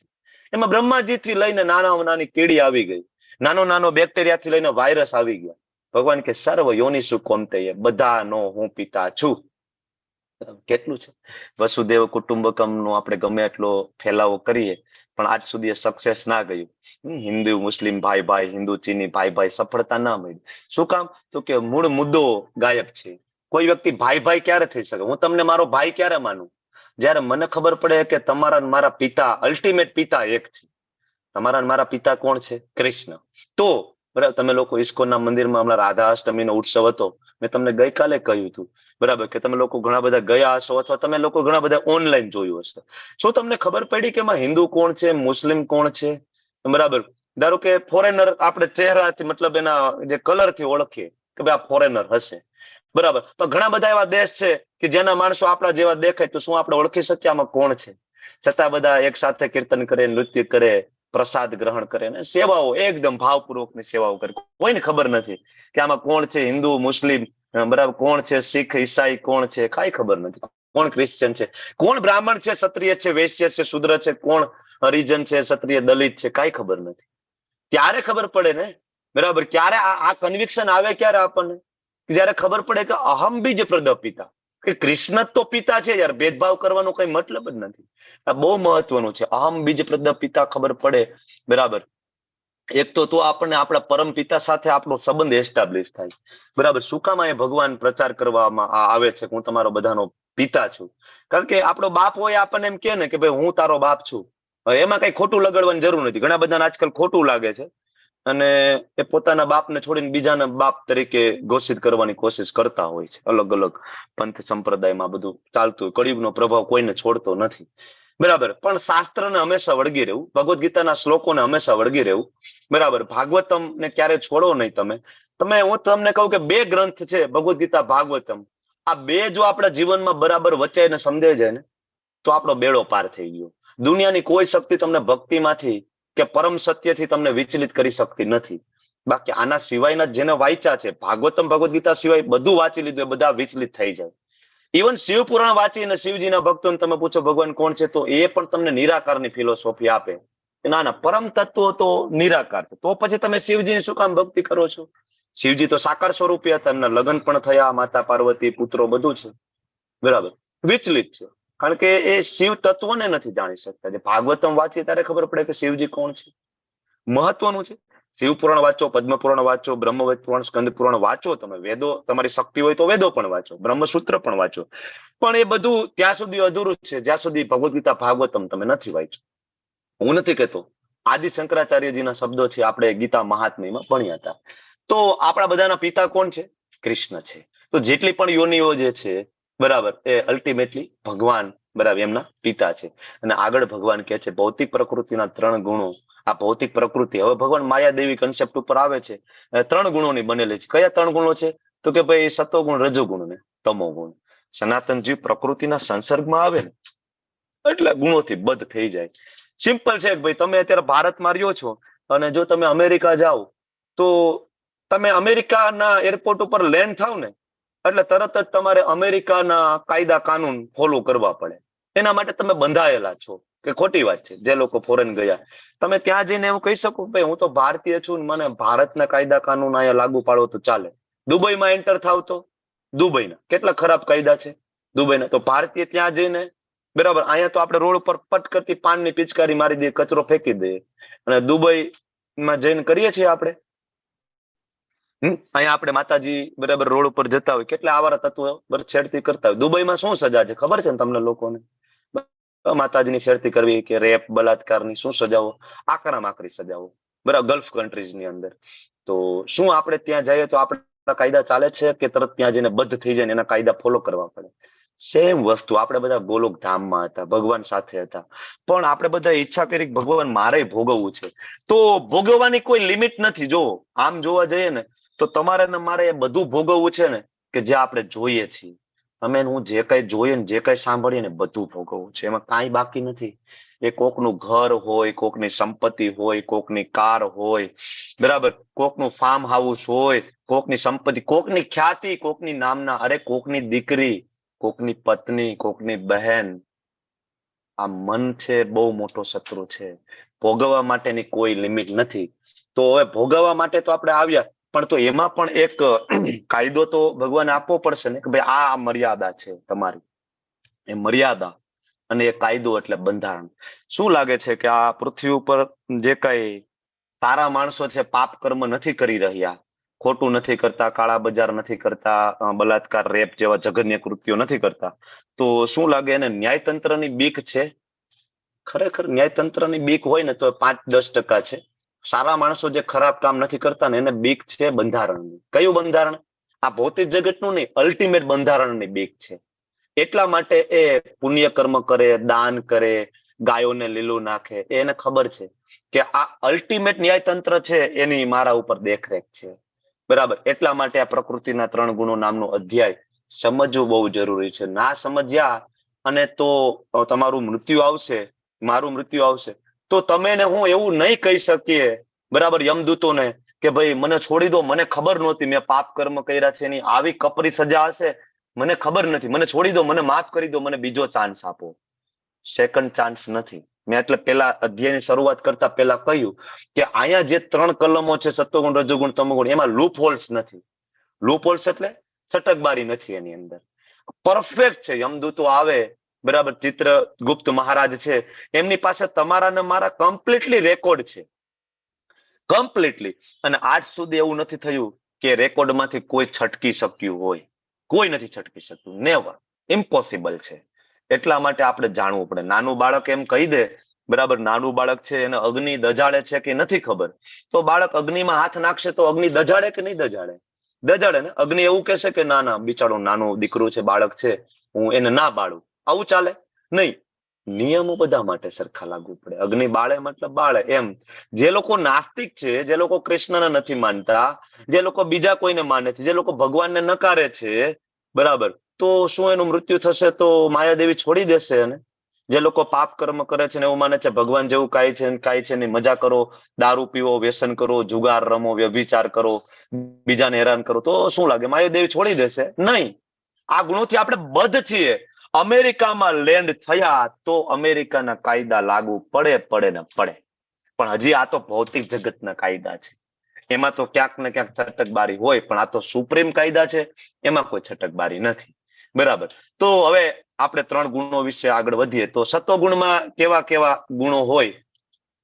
સત્વગુણ છે ને એ બીજા ગુણો કરતા શુદ્ધ છે. જે કોઈ વ્યક્તિ સત્વગુણમાં હોય એ કેવો છે? પ્રકાશ આપનારો. પ્રકાશ આપનારો એટલે કે જ્ઞાન આપનારો છે બરાબર. એ જ્ઞાન આપે છે અને મનુષ્યને સર્વ પાપ કર્મોમાંથી મુક્ત કરે. કોઈ વ્યક્તિ સત્વગુણમાં હોય તો પાપ કર્મ ના કરે બરાબર. અને સત્વગુણને રિપ્રેઝન્ટ કરે છે બ્રાહ્મણો. બ્રાહ્મણો જે છે સત્વગુણને રિપ્રેઝન્ટ કરે. એટલે પેલાના બ્રાહ્મણો જોવું કેટલા શુદ્ધ, ચારિત્રથી એકદમ પવિત્ર, માંસ, મચ્છી, મદિરા ને સ્પર્શ કરવું તો એના માટે બરાબર ને ધર્મ ભ્રષ્ટ થઈ જવું બરાબર. આજકાલ તો કઈ લેવા દેવા જ નથી. ધર્મ ભ્રષ્ટ ખબર નહીં શેનાથી કઈ ના થતો જ નથી. ધર્મ ભ્રષ્ટ ગમે તે કરો અને તોય આપણે લેબલ મારીને ફરતા હોય કે હું સનાતન ધર્મી છું ને હું હિન્દુ છું. બરાબર, હું સનાતન ધર્મી છું. ખબર નહીં ધર્મ ભ્રષ્ટ પેલા ને તો કેવો ધર્મ ભ્રષ્ટ થઈ જતો. માંસનો એક ટુકડો ખવડાવી દે અને માણસો એના માટે ગમે ઈ કરે એમ કે ના હું માંસ નહીં ખાઉં. પોતાના દીકરાઓની બલિ આપેલી છે કે ભાઈ ના હું ઇસ્લામ અંગીકાર નહીં કરું, હું મુસ્લિમ નહીં બનું, હું માંસ નહીં ખાઉં, તમારે જે કરવું એ કરો. પત્નીને કાપી નાખે, દીકરાઓને મારી છે. આવા બધા સંતો થઈ ગયા ભારત ભૂમિ ઉપર. આજકાલ તો ખબર નહીં કે ધર્મ ભ્રષ્ટ જ કોઈનું નથી થતું. તો જે સતોગુણ છે એ કેવો છે? જ્ઞાન આપનારો છે, પાપ કર્મથી મુક્ત કરનારો. અને મનુષ્યમાં આ ગુણ હોય, પણ પ્રોબ્લેમ એમાંય છે સુખ સંગે ને જ્ઞાન સંગે ને. સતોગુણમાં હોય એ સુખથી બંધાઈ જાય, જ્ઞાનથી. કારણ કે સતોગુણી મનુષ્ય હોય ને એ સારા કર્મ કરે, બીજાને હેરાન ના કરે. અને સારા કર્મ કરવાથી એને નામ ના મળે, ખ્યાતિ મળે. બરાબર, એ ખ્યાતિ મળે ને, બરાબર, એમાં એને સુખ મળે. અને બીજું એમાં જ્ઞાન હોય એટલે એને એનો ગર્વ થઈ જાય, એનું એને અભિમાન આવી જાય. બરાબર. અને સતોગુણી લોકોમાં ઘણા બધા એમાં સારા સારા વૈજ્ઞાનિકો પણ આવે, જે અધર્મના માર્ગે નથી એવા વૈજ્ઞાનિકો પણ આવે, ફિલોસોફરો પણ આવે, કથાકારો પણ આવે જે કૃષ્ણના શરણે ના હોય પણ સતોગુણમાં જીવતા હોય. બરાબર, જે રજોગુણ તમોગુણમાં ના હોય પણ સતો એમાં અમુક કથાકારો પણ આવે. તો ખૂબ મોટી ધનરાશિ આ બધા કમાતા હોય. એટલે એક તો એનું જે વે ઓફ લિવિંગ છે એકદમ કમ્ફર્ટ લેવલમાં હોય, સુખથી બંધાઈ જાય, આમાં બહુ સુખી છીએ. બરાબર. અને બીજું જ્ઞાનથી બંધાઈ જાય છે લોકો, એને ઘમંડ આવે. તો સુખ અને જ્ઞાન આના દ્વારા તો એમાં પણ બંધન છે સતોગુણમાં. તો હવે રજોગુણમાં કેવું હોય? રજોગુણમાં અમર્યાદિત ઈચ્છાઓ, તૃષ્ણા, કોઈની ઈચ્છા પૂરી જ ના થાય, તૃષ્ણા. અને આજથી દેહધારી, અને આનાથી દેહધારી સકામ કર્મથી બંધાય. હવે રજોગુણમાં એટલે કે આપણે મોટા ભાગના રજોગુણમાં જીવીએ છીએ કે સવારથી ઉઠી અને સાંજ સુધી શું તો કે ભાઈ એટલા બધા રૂપિયા કમાઈ લઉં, એટલા બધા રૂપિયા કમાઈ લઉં. બરાબર, કે વાત જવા દો. બિલ ગેટ્સ કરતા પણ મારી પાસે વધારે હોય અત્યારે, તેના કરતા ઘણા બધા રૂપિયા વાળા છે. બરાબર, માઉન્ટ એવરેસ્ટ, મારે ખૂબ સુંદર બનવું, અરે મારે 100 વર્ષ જીવવું છે. બરાબર, કેટલા એવા થઈ ગયા છે, ખૂબ શક્તિવાન હોય, બળવાન હોય, મારે આવું બનવું છે. આજકાલ તો આને સારું કહેવાય કે ભાઈ પેશન. 12 કલાક 15 કલાક કામ કરે. છોકરો બહુ મહેનતું છે પણ ખબર નથી છોકરો રજોગુણમાં છે. મહેનત કરવાનું પણ એક શાસ્ત્ર આજ્ઞા છે કે ધન કમાવા માટે કેટલો સમય આપવો જોઈએ, પોતાના શરીર માટે કેટલો સમય આપવો જોઈએ, ભગવત પ્રાપ્તિ માટે કેટલો સમય આપવો જોઈએ. શાસ્ત્ર આજ્ઞા છે એના માટે. બરાબર, પણ અત્યારે તો બધું ભૂલી જાવ. એક જ વસ્તુ છે રજોગુણ. ખૂબ પૈસા કમાઓ, ખૂબ પૈસા કમાઓ, હું મારા બોસનો પણ બોસ બની જાઉં, એનો પણ બોસ બની જાઉં, એનો પણ બોસ બની જાઉં, અને હું સિદ્ધિઓના શિખરો ઉપર જઈને બેસું. ને પછી જશે અને ત્યાં જઈને શું કરું તો કે સિદ્ધિના શિખરો ઉપર બેઠો બેઠો ઝંડા ગાડી દઉં, ઝંડા નીચે બેઠો બેઠો દારૂ પીવું. હા, થોડીક મોંઘી દારૂ પીશ. તમે લોકો જોઈ રહ્યા છો, મોટા મોટા ડોક્ટરો હોય, ફિલ્મ સ્ટાર હોય, સુપરસ્ટાર હોય, ખ્યાતનામ માણસો હોય, મોટા ભાગે આવું ડ્રગ્સ, દારૂ, આલ્કોહોલ, બરાબર, વ્યભિચાર ના રવાડે ચડી જાય. એટલે રજોગુણથી પૈસા કમાય અને વ્યક્તિ તમોગુણમાં ગરકાવ થઈ જાય. બરાબર, આગળ જોઈએ તમોગુણના લક્ષણ શું છે. તમોગુણ કેવું હોય? અજ્ઞાનથી ઉત્પન્ન થાય. એ લોકોને તમે એમ કહો ભગવદ્ ગીતા નો બરાબર નિસ્વાર્થ ભાવે ક્લાસ ચાલે છે, તમે આવો, નહીં આવે. પણ એ લોકોને એમ કહો ચાલો મૂવી જોવા જવું છે થિયેટરમાં, આવશે. બરાબર, તો આ લોકો અજ્ઞાનથી ઉત્પન્ન થયેલું જે તમોગુણમાં લિપ્ત હોય અને સર્વ દેહધારી જીવોનો મોહ અને આ ગુણના પરિણામો ઉન્માદ, આળસ, નિંદ્રા હોય છે. સતત એ લોકો આજ તો સન્ડે છે, ગઈકાલે સન્ડે હતો ને. બરાબર, તમે જો ક્લાસમાં સ્ટ્રેન્થ કેટલી હતી ને આજે ક્લાસમાં સ્ટ્રેન્થ કેટલી છે. બરાબર, રવિવાર છે એ તમોગુણનો લીડર છે, સન્ડે. બીજી બધી રજાઓ પણ એમાં આવી જાય છે કે તમોગુણમાં ગરકાવ કરી દે આપણને તરત જ. એ દિવસે ખૂબ આળસ હોય, ઉન્માદ હોય, વ્યસનો, નિંદ્રા. બરાબર, આનાથી બંધાય છે તમોગુણી માણસ. મમ્મી આજ રવિવાર છે, મને 11 વાગ્યા પહેલા કોઈ ઉઠાડતા નહીં. બરાબર, એમ કરતા કરતા બરાબર એટલો એ વ્યક્તિ આળસુ થઈ જાય કે જીવનમાં કાંઈ ઉકાળે નહીં. મતલબ કોઈ એની એવી સક્સેસ ના મળે, જેના કારણે ફ્રસ્ટ્રેટ થઈ જાય. ફ્રસ્ટ્રેટ થઈ જાય એટલે શું થાય? વ્યસન, નશો, બરાબર, તમાકુ, બીડી, સિગારેટ, દારૂ, આના રવાડે ચડે. જીવનમાં સક્સેસ ના મળે તોય આવું થાય. બહુ સક્સેસ મળે રજોગુણમાં હોય તો ફરીથી તમોગુણમાં આવી જાય. એટલે આચાર્યોના શરણે જઈને સમજવું બહુ જરૂરી છે. એટલે હવે ભગવાન કહે છે કે જો ફરીથી એક રિવાઇન્ડ કરાવું કે સત્વગુણ છે સુખથી બાંધે, રજોગુણ છે એ સકામ કર્મથી બાંધે. કારણ કે રજોગુણમાં બહુ પૈસા પૈસા પૈસા પૈસા હોય બરાબર. તો હમણાં આપણે ગતિ પણ જાણીશું. તો એમાં સકામ કર્મથી બાંધ. એ લોકો નકરું સકામ કર્મ જ કરતા હોય, જે પૈસાની પાછળ દોડતા હોય તે. અને તમો ગુણ વાળા જ્ઞાનને ઢાંકીને પ્રમાદથી બંધાઈ ગયા હોય. આળસ સિવાય બીજું જીવનમાં કઈ હોય નહીં. તો શું એક વ્યક્તિમાં આ બધું બેલેન્સ રહેતું હશે કે સત્વગુણ રજોગુણ તમોગુણ હોય તો કોઈનામાં 50% સત્વગુણ છે ને 25% રજોતમો, જન્મથી લઈને મૃત્યુ સુધી આવું બને? ત્યારે ભગવાન કહે છે ના, એવું ક્યારેય નથી હોતું. સત્વગુણ રજોગુણ તમોગુણ છે એ હંમેશા ઇમ્બેલેન્સ હોય. ક્યારેક સત્વગુણ છે એ રજોગુણ તમોગુણને પરાસ્ત કરે, પોતે સુપ્રીમ બને. રજોગુણ ક્યારેક મુખ્ય બની જાય અને સત્વગુણ તમોગુણને હરાવી દે. ક્યારેક તમોગુણ સુપ્રીમ બને અને સત્વગુણ રજોગુણને હરાવી દે. તમે પણ જુઓ કે આપણામાં પણ આ જોવા મળે. સવારમાં ઉઠીએ, મંદિરે જાય તો તમે ને હું સત્વગુણમાં હોઈએ. ત્યારે આપણા જે બ્રાહ્મણિકલ ક્વોલિટીઝ કહેવાય, જે બ્રાહ્મણ ક્ષત્રિય વૈશ્ય શૂદ્ર જે છે એ ખરેખર જાતિ નથી. ઇવન એક જ વ્યક્તિ બ્રાહ્મણ ક્ષત્રિય વૈશ્ય શૂદ્ર બધું છે, કારણ કે કર્મથી છે. જ્યારે તમે સવારે બ્રાહ્મ મુહૂર્તમાં ઉઠો છો, મંગલા આરતી કરો છો, હાથમાં માળા લો છો, મંદિરે જાઓ છો, ત્યારે તમે સત્વગુણમાં છો અને તમારામાં બ્રાહ્મણના ગુણો છે. બરાબર. જેવો સૂર્યોદય થાય અને તમે બિઝનેસ કરવા માટે નીકળી જાઓ છો, પૈસા પાછળ તમે ગાંડી દોટ મૂકો છો, અહીંથી કમાઈ લો, ત્યાંથી કમાઈ લો, ત્યારે તમે રજોગુણમાં છો. બરાબર. કોઈ વ્યક્તિ આર્મીમાં છે, ફોર્સમાં છે, તો એ ક્ષત્રિય છે. બરાબર. ક્ષત્રિયની અંદર રજોગુણ હોય. બરાબર. અને બ્રાહ્મણમાં સત્વગુણ હોય. હવે ત્રીજું આવે તમોગુણ. તો તમે જો આપણે પછી થાકી પાકીને સાંજે આવીએ, ઘણા બધા વ્યસન કરતા હોય, આલ્કોહોલ લેતા હોય, ઘણા બધા મોટા ભાગે સુઈ જાય. સુઈ જવું, ઘોર તમોગુણ નિંદ્રામાં સુઈ જવું. ભગવત પ્રાપ્તિ તો કઈ આખા દિવસમાં કોઈ કાર્ય કર્યું ન, તો એ તમોગુણ છે. વ્યસન લેવું તમોગુણ છે. તો આપણામાં આ જો બીજું કે ક્યારેક આપણને ક્રોધ આવી જાય. એક જ વ્યક્તિ છે, એક માટે ખૂબ સારો માણસ છે, એ જ વ્યક્તિ બીજા માટે ખરાબ બની જાય. આવું હોય ને. કોઈ ખરાબ વ્યક્તિ બધા માટે ખરાબ ના હોય, કોઈ સારો વ્યક્તિ બધા માટે સારો ના હોય. શું કામ? કારણ કે એ વ્યક્તિ એની સાથે ડીલ કર્યું સત્વગુણમાં ડીલ હતી, અને જેના માટે ખરાબ છે એની સાથે એનું ડીલિંગ થયું તમોગુણમાં થયું. એક જ વ્યક્તિમાં સત્વગુણ રજોગુણ તમોગુણ, એક જ વ્યક્તિમાં બ્રાહ્મણ છે, ક્ષત્રિય છે, બરાબર, રજોગુણ અને વૈશ્ય છે. જયારે બિઝનેસ કરવા જાય ત્યારે વૈશ્ય છે, અને એ જ વ્યક્તિ જયારે બીજાની સેવા કરતો હોય તમોગુણ છે. ઘરકામ કરતા હોય, આપણી સેવા કરતા હોય, બરાબર, અથવા કોઈની અંડરમાં જોબ કરવું તમોગુણ છે. શુદ્રના લક્ષણો છે. જાતિવાદને પ્રોત્સાહન નથી. બરાબર. શાસ્ત્ર આપણે વાંચીએ તો એક જ વ્યક્તિમાં બધું જોવા મળે. હવે જયારે શરીરના સર્વે દ્વાર જ્ઞાનના પ્રકાશથી પ્રકાશિત થઈ સત્વગુણનો અનુભવ થાય. સત્વગુણ ક્યારે? શરીરમાં 9 દ્વાર છે, 9 દ્વાર. બરાબર. આપણે જયારે લેવલ 2 માં આવશું ત્યારે ભણશું. બરાબર. ઉપરના દ્વાર છે એ સત્વગુણમાં હોય તો ઓટોમેટિક બધા દ્વાર છે સત્વગુણને રિપ્રેઝન્ટ કરે, માણસ અનુભવ કરી શકે કે હું સત્વગુણમાં છું. રજોગુણમાં વધારો થઈ જાય તો અત્યંત આસક્તિ, સકામ કર્મ, ઉગ્ર ઉદ્યમ કરે. ઉગ્ર ઉદ્યમ એટલે શું? લિમિટ બહારનું કામ છે. આજકાલ કરતા હોય ને, શેઠ પાસે જાય કે શેઠ મને બરાબર નોકરી આપો. શેઠ કે ભાઈ 12 કલાક. અરે 12 કલાક નહીં, 15 કલાક નોકરી કરીશ, મારી ઈચ્છા પૂરી થઈ જશે ને. માણસો કરતા હોય, ડે એન્ડ નાઇટ કામ કરે. ઉગ્ર ઉદ્યમ, અનિયંત્રિત ઈચ્છા, લાલસા. બરાબર. રજોગુણ, ભગવાન એક નાનું રિવિઝન કરાવે છે. તમોગુણમાં વૃદ્ધિ થાય તો અંધકાર. શેનો અંધકાર? અજ્ઞાનનો. જડતા. કેવી જડતા? કે તમે એને ગમે તે સમજાવો, સમજવા તૈયાર નથી. તમે એને કહો કૃષ્ણ ભગવાન છે, ભગવાન એને લેવા દેવા જ નથી તમોગુણી માણસોને. જડતા. ઉન્માદ. ઉન્માદ એટલે પાગલપણું. એને પોતાને જે કરવું હોય તો કરે. તમે કયો એને માનવું એવું કઈ હોતું નથી. બરાબર. એ સંતો મહંતોની પણ કહેવાય કે અવમાનના કરી નાખે. ઉન્માદ અને મોહના વ્યક્ત લક્ષણો થાય છે. તો હવે આપણે આ જોયું, પણ આ સત્વગુણ રજોગુણ તમોગુણ લોકો, હવે આપણે આ બધું જોઈ લીધું અને મેં તમને એ પણ કહ્યું કે તમોગુણમાં આલ્કોહોલ, વ્યસન, પાર્ટી, અને આજકાલની કોલેજોમાં ખાસ બાળકો તમોગુણમાં ગરકાવ થાય. શું કામ? ભગવદ્ ગીતા બહુ જરૂરી છે તમારે ને મારે. કારણ કે તમે હું ભગવદ્ ગીતા જાણશું તો તમારું મારું બાળક તમને ને મને જોઈને ભગવદ્ ગીતા વાંચશે.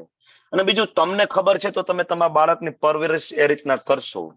કારણ કે હવે આપણને એમ થાય કે ભાઈ બાળકની ઉંમર છે, અત્યારે મોજ મજા નહીં કરે તો ક્યારે કરશે. આપણે ઘણા બધા મા બાપ આવું પ્રોત્સાહન આપતા હોય બાળકને. બરાબર. ભેગા બેસીને એક એક પેગ મારતા હોય છે. બરાબર. બાળક તમોગુણમાં ગરકાવ કરવાનો મા બાપનો ફાળો હોય છે એમાં. બરાબર. મેં જોયું છે, આપણા ક્લાસમાં પણ એવું જોયું છે કે ઘણી વખત નાના બાળકો ભગવદ્ ગીતાના ક્લાસમાં આવે, ભગવદ્ ગીતા વાંચે, મા બાપ ના પાડી દે, નહીં ભગવદ્ ગીતા નહીં વાંચવાની, બીજું જે કરવું હોય કરો, અશ્લીલ સાહિત્ય વાંચો. વાંચતા હોય બધા, પણ ભગવદ્ ગીતા વાંચે તો કે નહીં, ભગવદ્ ગીતા નહીં, દૂર રહેવાનું ભગવદ્ ગીતાથી. બોલો. બાળક સત્વગુણમાં આવવા માંગે છે. તો હવે શું થશે? તમારું મારું બાળક છે તમોગુણમાં હોય, રજોગુણમાં પ્રેક્ટિસ કરી આખી જિંદગી, મૃત્યુ તો થવાનું ને, કોઈ શાશ્વત તો છે નહીં. તો મૃત્યુ થાય તો શું થાય? તો હવે જે લોકોએ સત્વગુણની પ્રેક્ટિસ કરી હશે, હવે આ જ અધ્યાયના આધીન 17મો અધ્યાય આવશે, 18મો અધ્યાય આવશે. સત્વગુણ, રજોગુણ, તમોગુણ. સત્વગુણમાં કરેલું દાન, સત્વગુણી બુદ્ધિ, સત્વગુણી કર્તા, સત્વગુણી યજ્ઞ, બરાબર, સત્વગુણમાં બધું જ આવશે. હવે એ સત્વગુણમાં અન્ન, જે વ્યક્તિએ સત્વગુણમાં યજ્ઞ કરેલું હોય, સત્વગુણમાં દાન કર્યું હોય, સત્વગુણમાં તપ કર્યું હોય, એની ગતિ શું થાય? રજોગુણમાં દાન કરે એની ગતિ શું થાય? તમોગુણમાં દાન કરે એની ગતિ શું થાય? આખી જિંદગી જે ગુણની પ્રેક્ટિસ મેક્સિમમ રહી, એ ગુણને આધીન મોટા ભાગે મૃત્યુની આસપાસ પણ એક ગુણ રહેવાનો છે, અને એનું મૃત્યુ થાય તો શું થાય? કે સત્વગુણમાં કોઈનું મૃત્યુ પામે તો એ ઉચ્ચ લોકમાં જાય. ક્યાં જાય? મહર્ષિઓના ઉચ્ચ લોકમાં. જેનું માઇક ચાલુ છે, પ્લીઝ વિનંતી છે બંધ કરી દેજો. અને રજોગુણમાં કોઈ મૃત્યુ પામે તો સકામ કર્મ કરનારાઓમાં જન્મે. કારણ કે રજોગુણી મનુષ્ય આખી જિંદગી શું કર્યું? તો કે પૈસા પૈસા પૈસા પૈસા પૈસા, અહીંથી પૈસા કમાઈ લઉં, ત્યાંથી પૈસા કમાઈ લઉં. કોઈ દિવસ એવું ના થયું કે મનુષ્ય જન્મ શું ખાલી પૈસા માટે જ છે, કે આ મનુષ્ય યોનિનો બીજો કઈ છે શાસ્ત્રમાં ઉલ્લેખ? હરે કૃષ્ણ. કોનું માઇક ચાલુ છે? પ્લીઝ મ્યુટ કરી દો ને. તો રજોગુણમાં કોઈ મૃત્યુ પામે સકામ કર્મ કરનારાઓમાં જન્મે, મતલબ આ પૃથ્વી ઉપર મોટા ભાગે પાછા આવી જાય છે. તમોગુણમાં ભગવાન કહે છે મૂઢ યોનિ સુજાય છે, પશુ યોનિમાં અથવા તો નીચલા યોગમાં, નરક લોકમાં જન્મ થાય. જો બહુ જે 28 પ્રકારના નર્કનું ભાગવતમમાં પણ વર્ણન છે, અને ગરુડ પુરાણમાં જે વર્ણન છે વાંચીને આપણને તાવ આવી જાય, આપણા રૂવાડા ઉભા થઈ જાય, બરાબર, કે કઈ પ્રકારનું મૃત્યુ અને કઈ પ્રકારની આગળની ગતિ. બરાબર, આખી જિંદગી જેની પ્રેક્ટિસ કરી હશે ને, બરાબર, કોઈ તમોગુણમાં હોય, ઊંઘવાનો બહુ જ ઈચ્છા હોય, નાનો ઊંઘું, નેક્સ્ટ બર્થ છે એ રીછ નું મળે, 6 મહિના રીછ સૂતું રહ્યું. કોઈને અંગ પ્રદર્શન કરવાનો બહુ શોખ હોય, નેક્સ્ટ બર્થ છે વૃક્ષનો મળે, શાસ્ત્રમાં વર્ણન છે. કોઈને માંસ ખાવાની ઈચ્છા હોય, નેક્સ્ટ બર્થ છે વાઘનો મળે, બરાબર. કોઈને ગંદુ ખાવાની ઈચ્છા હોય, નેક્સ્ટ બર્થ છે એ શુકર મતલબ ભૂંડનો મળે. કન્ફર્મ છે ભાઈ, ટોટલ વેલ પ્લાન છે ક્યાં જન્મ થાય. ભગવાન કે છે પુણ્ય કર્મ શુદ્ધ હોય, સાત્વિક ગુણમાં કહેવાય. રજોગુણમાં કરેલું કર્મ હંમેશા દુઃખમાં પરિણામે, અને તમોગુણમાં મૂર્ખામીમાં. સત્વગુણથી વાસ્તવિક જ્ઞાન થાય, રજોગુણમાં લોભ ઉત્પન્ન થાય, તમોગુણમાં પ્રમાદ, મોહ અને અજ્ઞાન ઉત્પન્ન થાય છે. તો એક જ વ્યક્તિમાં તમે જુઓ ને, તો આ તમે ત્રણેયના ફેસ જુઓ, વ્યક્તિ એક જ છે, સત્વગુણમાં છે, રજોગુણમાં છે, તમોગુણમાં છે. સત્વગુણી વ્યક્તિ હોય એનું મોઢું જોવો તમે આનંદમાં આવી જાઓ, બરાબર. એના ઉપરથી એક એને આભા કહેવાય, એને આભા, એ તમને દેખાય, તમે એને ફીલ કરો. સત્વગુણી વ્યક્તિ તમારી બાજુમાં બેઠો હોય, એની સાથે તમારી ચર્ચાઓ ફીલ, એમાં શુદ્ધ સત્વમાં હોય. ધારો કે શીલ પ્રભુપાદજી અમેરિકા ગયા, પ્રભુપાદ તો બરાબર શુદ્ધ સત્વ ગુણાતીત અવસ્થામાં હતા. તો જેટલા લોકો પ્રભુપાદને મળ્યા છે, જેટલા એ બધા તમોગુણ રજોગુણમાંથી નીકળીને સત્વગુણમાં આવી ગયા, શોર્ટ પીરિયડમાં, શોર્ટ ટાઈમમાં. તમે ને હું પણ પ્રચાર આપણે કરીએ છીએ, પણ આપણાથી એ પ્રચાર અને એ સામેવાળાના હૃદયમાં પરિવર્તન નથી આવતું. શું કામ? તો કે આપણી ભક્તિ એટલી બધી દ્રઢ નથી, આપણે પોતે ગુણાતીત અવસ્થામાં સ્થિત નથી. એટલે આપણે પ્રયત્ન કરવાનો છે, કારણ કે ભગવાને કહ્યું છે. આ પ્રયત્ન કરતા કરતા આપણે પણ શુદ્ધ થઈશું અને બીજાને ધીમે ધીમે લાવશું. પણ પ્રભુપાદને તો ઘણા બધા, ઇવન એમના લેક્ચરમાં અને એમના લેટરમાં પણ એક જગ્યાએ મેન્શન છે કે એક વખત પ્રભુપાદ સવારમાં મોર્નિંગ વોકમાં જતા હતા, કોઈ ભૌતિક માણસો એમને જોયા પ્રભુપાદને દૂરથી, તો પ્રભુપાદની આજુબાજુમાં એક પ્રકારનો પ્રકાશ એમને દેખાતો હતો, એને આભા કહેવાય, અને દેખાય. ગુણાતીત અવસ્થામાં હોય જે વ્યક્તિ, એમાં એ આભા દેખાય, બરાબર. તો એમાં દેખાતું હતું, વર્ણન કર્યું છે. તો શુદ્ધ સત્વમાં હોય એમાં દેખાય. હવે સત્વગુણી મનુષ્ય ક્યાં જાય? ઉપરના લોકમાં. રજોગુણી ક્યાં રહે? પૃથ્વી લોકમાં. તમોગુણી ક્યાં જાય? નરક લોકમાં. હવે એટલા માટે મેં તમને 5મા અધ્યાયમાં ગોલોક ચાર્ટ ભણાવ્યો હતો, કે જયારે ઉપરના લોકની વાત થાય છે તો એનો મતલબ એવો પૃથ્વીથી ઉપરના જે 6 લોક છે ત્યાંની વાત છે, ત્યાં ઉચ્ચતર લોકમાં જઈ શકે. અહીંયા ગોલોક ધામની વાત નથી, કારણ કે સત્વગુણી લોકો પણ ગોલોક ધામમાં જઈ શકે નહીં. ગોલોક ધામમાં જવું હોય તો એના માટે શુદ્ધ સત્વ, કારણ કે ભગવાન એના માટે શ્લોક આપ્યો છે. અર્જુનને કહ્યું છે 2જા અધ્યાયમાં, ત્રૈગુણ્યા વિષ્યા વેદા નૈસ્ત્રૈગુણ્યો ભવાર્જુન. હે અર્જુન, વેદોની અંદર માત્ર 3 ગુણોનું વર્ણન થયું છે, પણ અર્જુન આપણે 3 ગુણોની ઉપર ઉઠી જવાનું છે. તો તમારે ને મારે આ 3 ગુણ વિશે ભણવાનું, સત્વગુણ, રજોગુણ, તમોગુણ. પણ આપણું જે કઈ કાર્ય થાય, આપણી રસોઈ બનતી હોય, જોબ કરતા હોય, આપણે યજ્ઞ કરીએ, આપણે તપ કરીએ, બરાબર, કાંઈ પણ કરીએ, એ કયા ગુણમાં થવું જોઈએ? તો કે એ ત્રણેય ગુણોથી પરે શુદ્ધ સત્વમાં, ગુણાતીત અવસ્થામાં, એટલે કે કૃષ્ણ ભાવના મૃતમાં થવું જોઈએ. બાકી તો સત્વ ગુણમાં જો થશે સારું છે, ઉચ્ચ લોક પ્રાપ્ત થાય, પણ ઉચ્ચ લોકમાં જઈને ફાયદો શું છે? ક્ષીણે પુણ્ય મૃત્યુ લોકમ વિસંતિ. સ્વર્ગમાં જઈને પાછું તો આવવું જ પડે છે. એમાં સ્વર્ગથી ડાયરેક્ટ રસ્તો ગોલોકનો જતો નથી. સ્વર્ગમાં જઈને કોઈ ભક્તિ કરતું નથી, એવો શાસ્ત્રમાં કે ઉલ્લેખ છે નહીં કે કોઈ સ્વર્ગમાં જઈને કોઈ ભક્તિ કરી. ભક્તિ થઈ માત્ર પૃથ્વી ઉપર, અને બાકીની બધા જે લોક છે એને ભોગ યોનિઓ કહેવાય. એ દેવી દેવતાઓથી લઈને નીચલી યોનિ, એ ભોગ યોનિઓ. અહીંયા જે કઈ અર્જિત કરો છો એનું ફળ ભોગવવા ત્યાં તમારે જવાનું છે. સારું કરશો તો ઉપર, ખરાબ કરશો તો નીચે. જેવું ત્યાં ફળ ભોગવી લેશો પાછા અહીંયા ફરીથી તમે જે અર્જિત કરો એ મુજબ ઉપર નીચે. પણ જો અહીંયા કૃષ્ણ ભક્તિ તમે કરશો તો ઉપર પણ અને નીચે પણ નહીં, સીધું ગોલોકધામ. રજોગુણી મનુષ્ય પૃથ્વી ઉપર ને તમોગુણી લોકો નીચે જાય છે. આ સમજવું બહુ જરૂરી છે. એટલે જો ગોલોક ચાર્ટનો એક ફોટો અહીંયા ફરીથી મૂક્યો છે, અને ના સમજાય તો આ સેશનના અંતે પૂછજો. ઘણા બધાને એમ થાય કે શું આ પરિસ્થિતિ આપણે મેળવી શકીએ? બરાબર, તો કઈ રીતના આ પરિસ્થિતિને આપણે પામી શકીએ? તો ભગવાન સમજાવે છે કોઈ મનુષ્યએ જાણી લેવું જોઈએ કે જે કઈ કાર્ય થાય છે ને એ પ્રકૃતિના 3 ગુણો સિવાય બીજો કોઈ કરતા નથી. બરાબર, આ જાણી લેવું. અને અલ્ટિમેટલી તો કે 3 ગુણોથી આપણે પરે થવું જોઈએ, અને તો ભગવાન એમ કે છે કે મારા દિવ્ય સ્વભાવને પામે. બરાબર, તો આપણી આજુબાજુમાં જે કઈ સુખ છે, દુઃખ છે, ઘર પરિવાર, આપણા બાળકો, પત્ની, આપણને એક ધર્મ, એક જાતિ, એક સંપ્રદાય, એક દેશ, જે કઈ આપને પ્રાપ્ત થયું પરમેનન્ટ નથી. પૂર્વ જન્મમાં તમે ને મેં એવા કઈ કર્મ કર્યા કે આપણો જન્મ સનાતન ધર્મમાં થયો, ભારત દેશમાં થયો, ગુજરાતમાં થયો. તમને ને મને એક જાતિ મળી, કોઈ પટેલ, કોઈ બ્રાહ્મણ, કોઈ ક્ષત્રિય, વૈશ્ય, શૂદ્ર બન્યું. તમને ને મને એક પરિવાર મળ્યો. એ પરિવારમાં જે દરેક સભ્ય હતા એના કર્મ એવા હતા કે તમારી સાથે એડજસ્ટ થાય. તમારા કર્મ એવા હતા કે તમે એની સાથે એડજસ્ટ થાવ. આવું આખું કેલ્ક્યુલેશન કરી અને તમને એક માતા પિતા, એક પ્રકારના બાળકો, એક પ્રકારની પત્ની પ્રાપ્ત થઈ. શેના કારણે? કર્મના કારણે. બરાબર, કર્મના કારણે. કારણ કે માયાદેવી છે એ આ બધી વ્યવસ્થા કરે છે. માયાદેવીનું કામ બહુ પરફેક્ટ છે. પણ જો આપણે એવું માની લઈએ કે ઠીક છે, મારો જન્મ થયો, મારી જેટલી ફરજો છે હું પૂરી કરું, સાથે સાથે મારે મારું અલ્ટિમેટ માતા પિતા પાસે જવું જોઈએ. મારો અલ્ટિમેટ જે સ્વભાવ છે, મારો અલ્ટિમેટ જે દેશ છે એ ગોલોક વૃંદાવન ધામ છે. જો આ આપણે જાણીશું કે આ બધું મગજમારી ચાલે છે ને પ્રકૃતિના 3 ગુણોની માથાકૂટ છે, મારે ખરેખર આની સાથે કઈ લેવા દેવા નથી. આવું સમજીને બધા કર્મ કૃષ્ણ ભાવના અમૃતમાં કરીશું તો આપણે ભગવાન જેવા દિવ્ય સ્વભાવને પામી અને ગુણાતીત અવસ્થામાં. હવે તમને બધાને એમ થાય કે ભાઈ પ્રભુજી જે કઈ વાત થાય છે મોટા ભાગે એવું થાય કે મૃત્યુ પછી મળશે, પણ આ જન્મમાં કઈ પ્રાપ્ત થાય એવું કઈ વર્ણન ખરું ભગવદ ગીતામાં?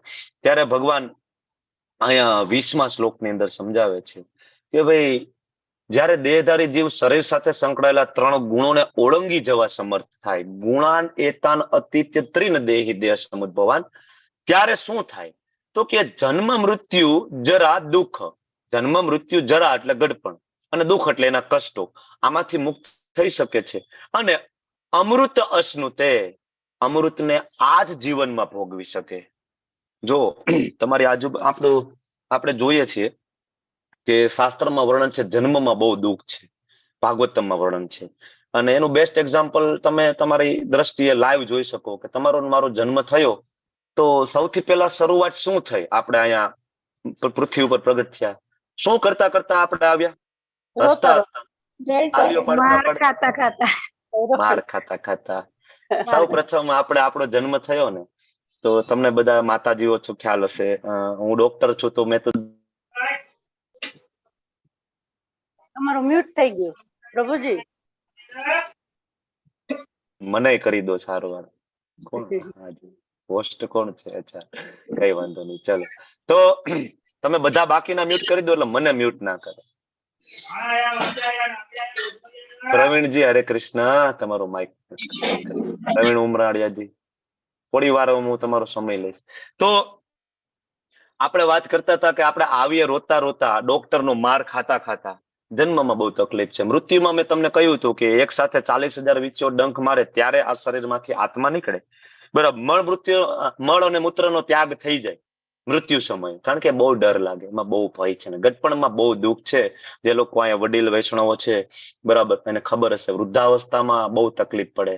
સૌથી મોટી તકલીફ છે એકલતાની. એકલતા બહુ લાગે, કારણ કે પછી આપણા માતા પિતા ના હોય, કાકા કાકી, દાદા દાદી, નાના નાનીમાં, બરાબર, મામા મામી, આ બધા એક સમય આપણાથી મોટા ઉંમરમાં હોય એટલે એ જતા રહ્યા હોય, મોટો ભાઈ મોટી બેન આપણે હોય, અને અથવા હોય તો પણ એ બધા દૂર દૂર હોય. આપણે એક ઘરમાં એવી જનરેશન સાથે રહેતા હોય ને કે જે જનરેશન આપણા કરતા 30 વર્ષ 40 વર્ષ નાની હોય, અને તમારા ને એના મારા ને એના વિચારો ના મળતા હોય, એવા સમયે બહુ કષ્ટ પડે, કોઈ આપણને સાંભળવા વાળું ના હોય, બરાબર.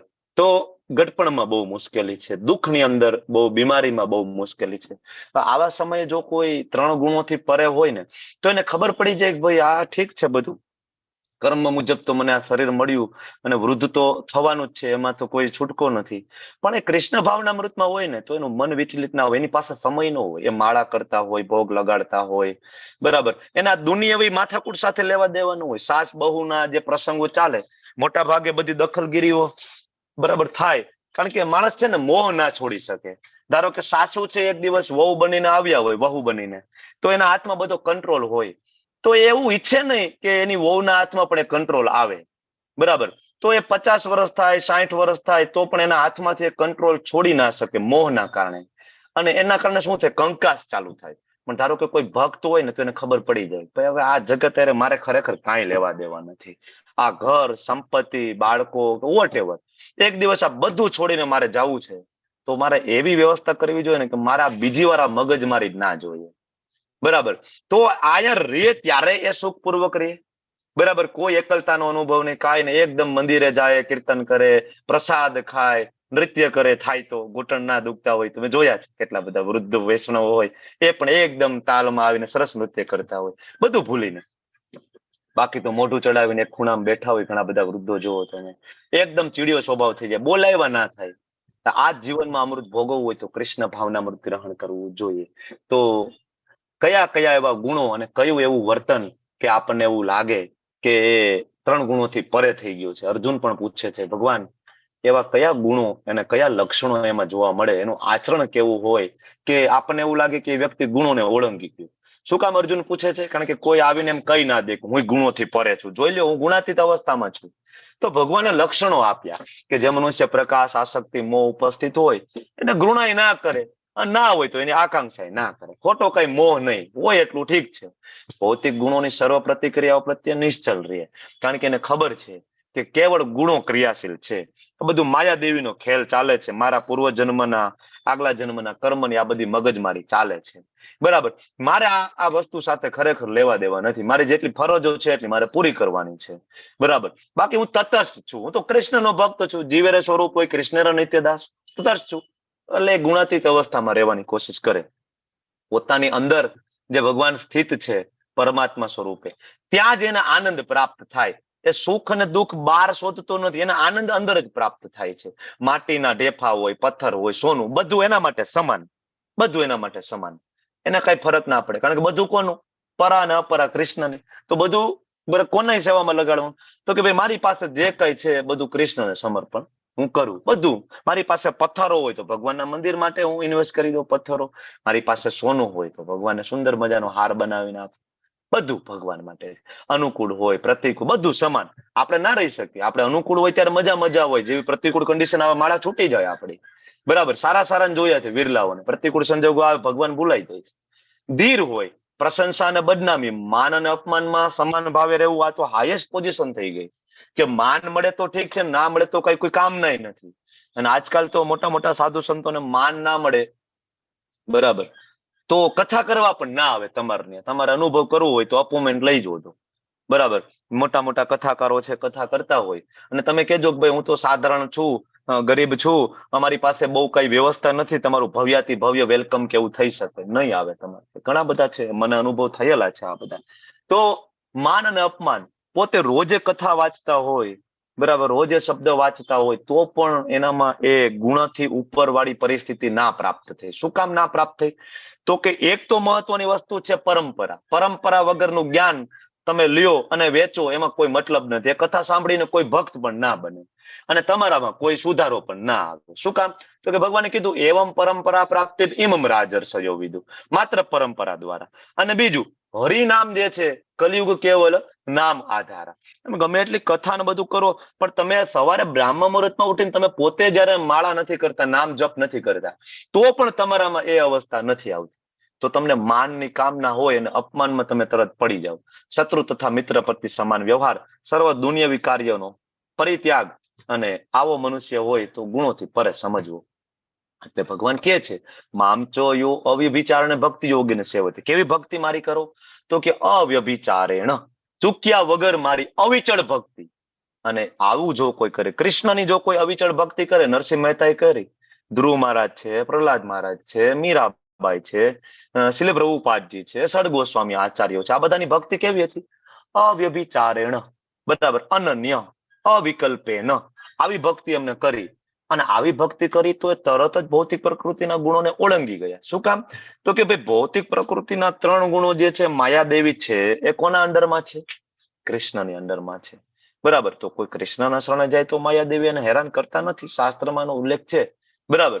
તો અને એ રીતે બ્રહ્મપદ સુધી પહોંચે છે. બ્રહ્મપદ એટલે એવું નહીં નિરાકાર બ્રહ્મમાં સ્થિત થઈ જવું. બ્રહ્મપદ સુધી પહોંચવાનો મતલબ એ છે કે ભગવાનના ચરણોમાં ભગવાનની દિવ્ય ભક્તિમય સેવાઓ એ ગ્રહણ કરે છે, ને એમાં એને આનંદ આવે છે, દિવ્ય પરમાનંદ પ્રાપ્ત કરે છે. તો ઘણા બધાને એમ થાય કે ઘણા બધા નિરાકાર બ્રહ્મમાંથી ભગવાન આવે છે, પણ તમે તો એવું કહો છો, આમ તો આગળ આ ચર્ચા થઈ ગઈ છે 12મા અધ્યાયની શરૂઆતમાં, સાકાર કે નિરાકાર. પણ હજી કોઈને એવું હોય કે ના ના નિરાકાર બ્રહ્મ શ્રેષ્ઠ છે અને કૃષ્ણ રામ તો એમાંથી આવે, તો એને ખરેખર 14મા અધ્યાયનો 27મો શ્લોક વાંચવો જોઈએ. એમાં ભગવાન એમ કહે છે, બ્રહ્મણો હિ પ્રતિષ્ઠા અહમ, કે જે બ્રહ્મ જે છે, જે નિરાકાર નિર્વિશેષ બ્રહ્મ જે છે, જે તેજ છે, જે જ્યોતિ છે, એ મારા આશ્રય રહેલી છે. બરાબર. ભગવાન કહે છે, હું જ એ નિર્વિશેષ બ્રહ્મનો આશ્રય દાતા છું. મારે એ આશ્રિત છે અને હું એનો આશ્રય દાતા છું. અમર્ત્ય છે, મારું જે તેજ છે અમર્ત્ય છે, અવિનાશી છે, સનાતન છે, અંતિમ સુખની પ્રાપ્તિ કરાવે. તો ઘણા બધા એમ કે નહીં, નિરાકાર બ્રહ્મ એ અલ્ટિમેટ ટ્રુથ છે. પણ એને સમજવું જોઈએ કે બ્રહ્મ છે ભગવાનના શરીરમાંથી નીકળતું એક તેજ માત્ર છે, અલ્ટિમેટ નથી. કારણ કે આપણે ભણી ગયા છીએ અને તમને ને મને ખબર છે કે આપણે ભાગવતમના રેફરન્સ દ્વારા આપણે જાણ્યું કે જે સાક્ષાત્કારની જે મુખ્ય 3 પદ્ધતિ, બરાબર, બ્રહ્મ, પરમાત્મા અને ભગવાન. બ્રહ્મ શરીરમાંથી નીકળતું તેજ, પરમાત્મા એટલે કે ભગવાનનો શિરોદક્ષાઈ વિષ્ણુ તરીકેનો એક પૂર્ણ અંશ જે છે આપણા હૃદયમાં છે, જેની સાઈઝ 9 અંગુલ છે. બરાબર. શ્રીમદ ભાગવતમ સ્કંદ 2 એનું વર્ણન છે. પણ ભગવાન કહે છે કે અલ્ટિમેટ જે છે એવું હું મારું ઓરિજિનલ સ્વરૂપ છે, મૂળ સ્વરૂપે હું છું. હું કોણ? તો કે દ્વિભુજ શ્યામ સુંદર મુરલી મનોહર સ્વરૂપ. અને આ સ્ટેટમેન્ટ ભગવાને 11મા અધ્યાયના અંતે અર્જુનને કહ્યું કે અર્જુન, જે સ્વરૂપે હું તારી સામે ઉભો છું એ અર્જુન મારું મૂળ સ્વરૂપ. મેં તને પેલા મારું ચતુર્ભુજ નારાયણ સ્વરૂપ પણ બતાવ્યું અને એની પેલા મેં તને વિરાટ સ્વરૂપ પણ બતાવ્યું. બરાબર. પણ અર્જુન તું એ સમજી લે કે મારું ઓરિજિનલ સ્વરૂપ છે આ છે, દ્વિભુજ શ્યામ સુંદર. અને આના માટે દેવતાઓ લલાયત છે, આના માટે મહાદેવ છે લલાયત છે. આપણે ત્યારે ચર્ચા કરી ચૂક્યા છીએ. બરાબર. તો આ અધ્યાય ખૂબ મહત્વનો છે, સતોગુણ, રજોગુણ, તમોગુણ. જો આપણને સમજાઈ જાય તો મેં કહ્યું એમ કે આપણું મન શાંત થઈ જાય, આજુબાજુની પરિસ્થિતિઓ આપણને બહુ વિચલિત ના કરે, સુખ દુઃખ વિચલિત ના કરે, ધંધામાં નફો નુકસાની આપણને બહુ વિચલિત ના કરે. બરાબર. આજુબાજુની પરિસ્થિતિમાં તમે સ્ટેબલ રહી શકો જો તમે 14મો અધ્યાય બરાબર ભણ્યા હોય અને સમજ્યા હોય. અને તમે કઈ પણ કાર્ય કરો ને તો તમે તમારી પોતાની જાતને ગાઈડન્સ આપી શકો કે હું આ કાર્ય કરું છું, મારું કયા ગુણમાં કાર્ય થાય. તમે યજ્ઞ કરો, તમે દાન કરવા જાઓ તો તમને તરત ખબર પડે કે મારું આ દાન સતોગુણમાં, રજોગુણમાં કે તમોગુણમાં. હું ગાયોને લીલું તો નાખું છું, હું ગરીબોને દાન કરું છું, શિયાળામાં ધાબળા ઓઢાડું છું, પણ મારું દાન કયા ગુણમાં? સતોગુણમાં, રજોગુણમાં, તમોગુણમાં. સતોગુણમાં દાન હશે તો હું સ્વર્ગમાં જઈશ, રજોગુણમાં હું દાન કર્યું હશે તોય અહીંયા જન્મ થશે, અને તમોગુણમાં દાન કરીશ તો મને નરકની યોની મળશે. બધાય દાન છે. અને આનાથી ચોથું દાન છે એ કયું છે? ગુણાતીત અવસ્થામાં. તો આપણે આ અધ્યાય જાણી અને આપણે આ બધું ખાસ શીખવું પડશે કે દાન કેમ કરવું, યજ્ઞ કેમ કરવો, તપ કેમ કરવું, આપણા દૈનિક કાર્ય કઈ રીતના કરવાના. બરાબર. નહીતર આપણે ફસાઈ જઈશું. એટલે ઘણા બધા બહારથી ખૂબ સારા લાગે, બહારથી ઘણા બધા એનજીઓસ છે, ખૂબ સારું કામ કરતા હોય, વૃક્ષો વાવતા હોય, નદી સાફ કરતા હોય, પણ એની અંદરની જે મનસા જે છે ને, એનો ભાવ એ બહુ ઇમ્પોર્ટન્ટ છે. ગમે એટલા વૃક્ષો વાવી દે, ભાવ એવો હશે કે હું કરું છું તો પતી ગયા, ત્યાં કાર્યક્રમ પૂરો થઈ ગયો. બરાબર. એનું કોઈ ઉચ્ચ ફળ નહીં પ્રાપ્ત થાય. તમે બધા ખૂબ શાંતિપૂર્વક મને સાંભળ્યું. તમારો બધાનો આભારી છું. વાંછા કલ્પતરુભ્યશ્ચ કૃપા સિંધુભ્યૈવ ચ પતિતાનાં પાવનેભ્યો વૈષ્ણવેભ્યો નમો નમઃ. હરે કૃષ્ણ કૃષ્ણ કૃષ્ણ હરે હરે હરે રામ રામ રામ રામ હરે હરે કૃષ્ણ.